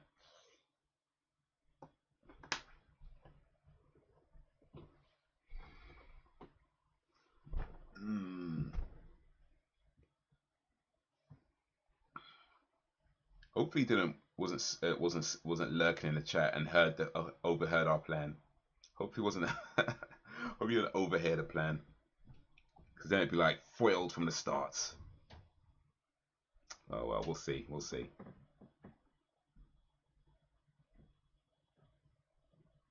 We'll see.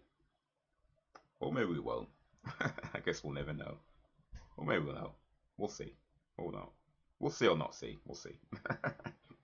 We'll see if we see. We don't come across That's great. You know, I feel like if somebody was like lurking in our chats, a lot of the times we probably don't come across all that great. Especially if you're new, you just don't get the context. It's like, that's gonna sound bad. That's gonna sound bad. My mains are Sombra, Genji, Road. Oh yeah, Roadhog. Yeah, Lucio and Moira. But I'm better at Sombra and Moira. I used to play a lot with who did I play with? I can't remember right now. It's I like Junkrat. I probably played most with Farah. Um, I was trying to. I know with Overwatch 2, I was trying to play with more different characters, but there was one character I think that stuck out. I can't remember which one it was. One of the new ones I quite liked actually, but I forget which one now. I forget which one it was. I think it was a lady character, but I forget the name. Oh well, no problem. Indeed, indeed, it is what it is. Because if it wasn't, it'd be something else. Yeah, no, I played a lot of Junk. Yeah, I like Junkrat. Junkrat had the bomb that you throw and the detonator thing, the mine that you throw out as well. So yeah, I like Junkrat. And Chornborg, I want to say Chornborg, it was pretty cool as well. But I think Farah was my overall favorite, even though I wasn't particularly good with her. I wasn't very good with her, but I did like Farah. It was a good character to play with.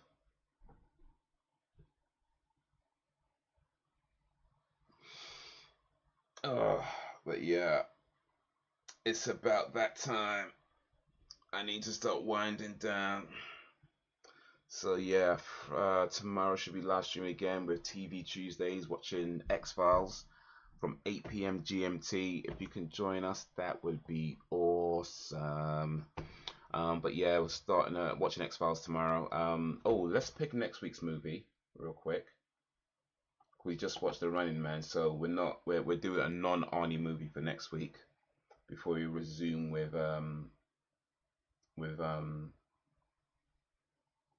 Arnie season.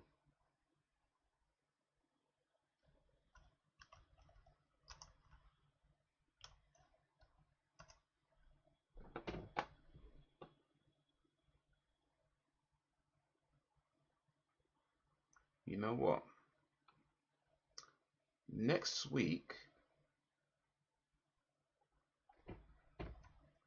one sec, let me just check a few things. I think next week, there's been the film that's been on the list for a while, and it is a classic. Yeah. It, Next week, we're going to do a movie that is from 1992, so you already know it's good. Early 90s. Doomfist is a tank now. I mean, Doom Will they change his name? Okay. Doom Primary Fire. Doom Primary Fire. Is that they changed his name? Is that what they changed him? Doomfist now Doom Primary Fire. That's a wild. Anyway. Next week, they're doing some mad stuff on Overwatch, man. I swear down. But yeah, next week we're going with a classic. It's called Class Act. It stars rap duo Kid and Play, who were big in the 80s and early 90s. This is the film they did after House Party 2, I think. Or was it House Party? No, it was after House Party. Was it after House Party 2? Let's see real quick. House Party was 1990. House Party 2 was 91. Yeah, so it was after House Party 2. This film they did after House Party 2. And I saw this way back in the day, and I loved it way back in the day. So yeah, this is a classic movie, class act, comedy, great film. It is. Where is it? Where can we watch it actually? I don't think so. It's not on any of the streaming services. So this might be another Amazon one.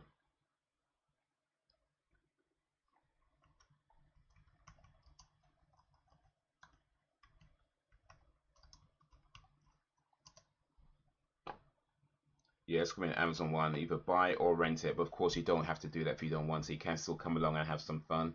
But yeah, Class Act's a brilliant film. Hour 38 minutes, kid and play. Uh, classic, classic rap duo from the 80s and 90s. Kid with the long hair, with the high top. But yeah, great movie. If you've not seen it, you're in for a treat. But that's for next week. Class Acts from 1992, starring Kid and Play. Yeah, 90s of course. 80s and 90s was a great era for movie, at least in my opinion. Of course, I'm sure other people will say different, but I feel like 80s and 90s were probably my favorite era for movies, and a lot of other things to be honest with you. So yeah, he didn't change his name. Oh, it's just a joke. I see. I gotcha. I wouldn't be surprised if they changed it though. I would not be surprised. Just saying. So they changed one of the characters. I heard like I forget, but I did hear they changed one of the characters. Like they felt the name was too offensive or something. I can't remember what the reason was, but yeah. Because his abilities aren't that good now. Oh, I see. He's been nerfed, I guess. He's used more actual abilities, and the uppercut got removed, and he got a self shield that he does with the glove. Yeah, they miss messing up. They're making tweaks that don't make all that damn sense at all. But yeah, guys, that's gonna be all for now. Tomorrow, 8 p.m. GMT, TV Tuesdays with the X Files on Disney Plus.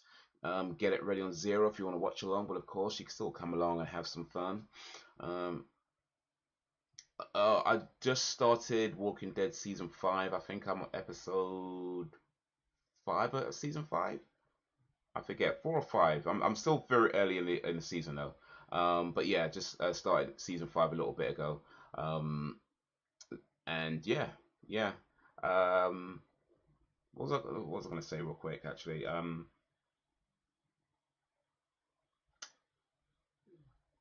Oof. I mean, I guess really from season 4, Tyrese is one of my favorite characters, and he kind of continues to be one of my favorite characters. But I did notice a little something. He told a few fibs. He told a few fibs about killing that guy when he didn't actually kill him. Um, but I understand why he did it, but that was a wrong move. I mean, it's the right move, right? Because he's a good person, but it's the wrong move in that situation. Um, but yeah, I'm on season 5 right now. Season 5, episode 4, 5 ish, round about there somewhere. Um, but yeah, guys, you've been awesome as always. I appreciate you and all that you do. Thank you for keeping me company. Thank you for keeping it lively. Until whenever. I did this too early. Until whenever, if ever. Peace. And yeah, no ending music because there's still something happening with my soundboard. So just pretend there's some cool ending music happening right now. Alright, laters, guys.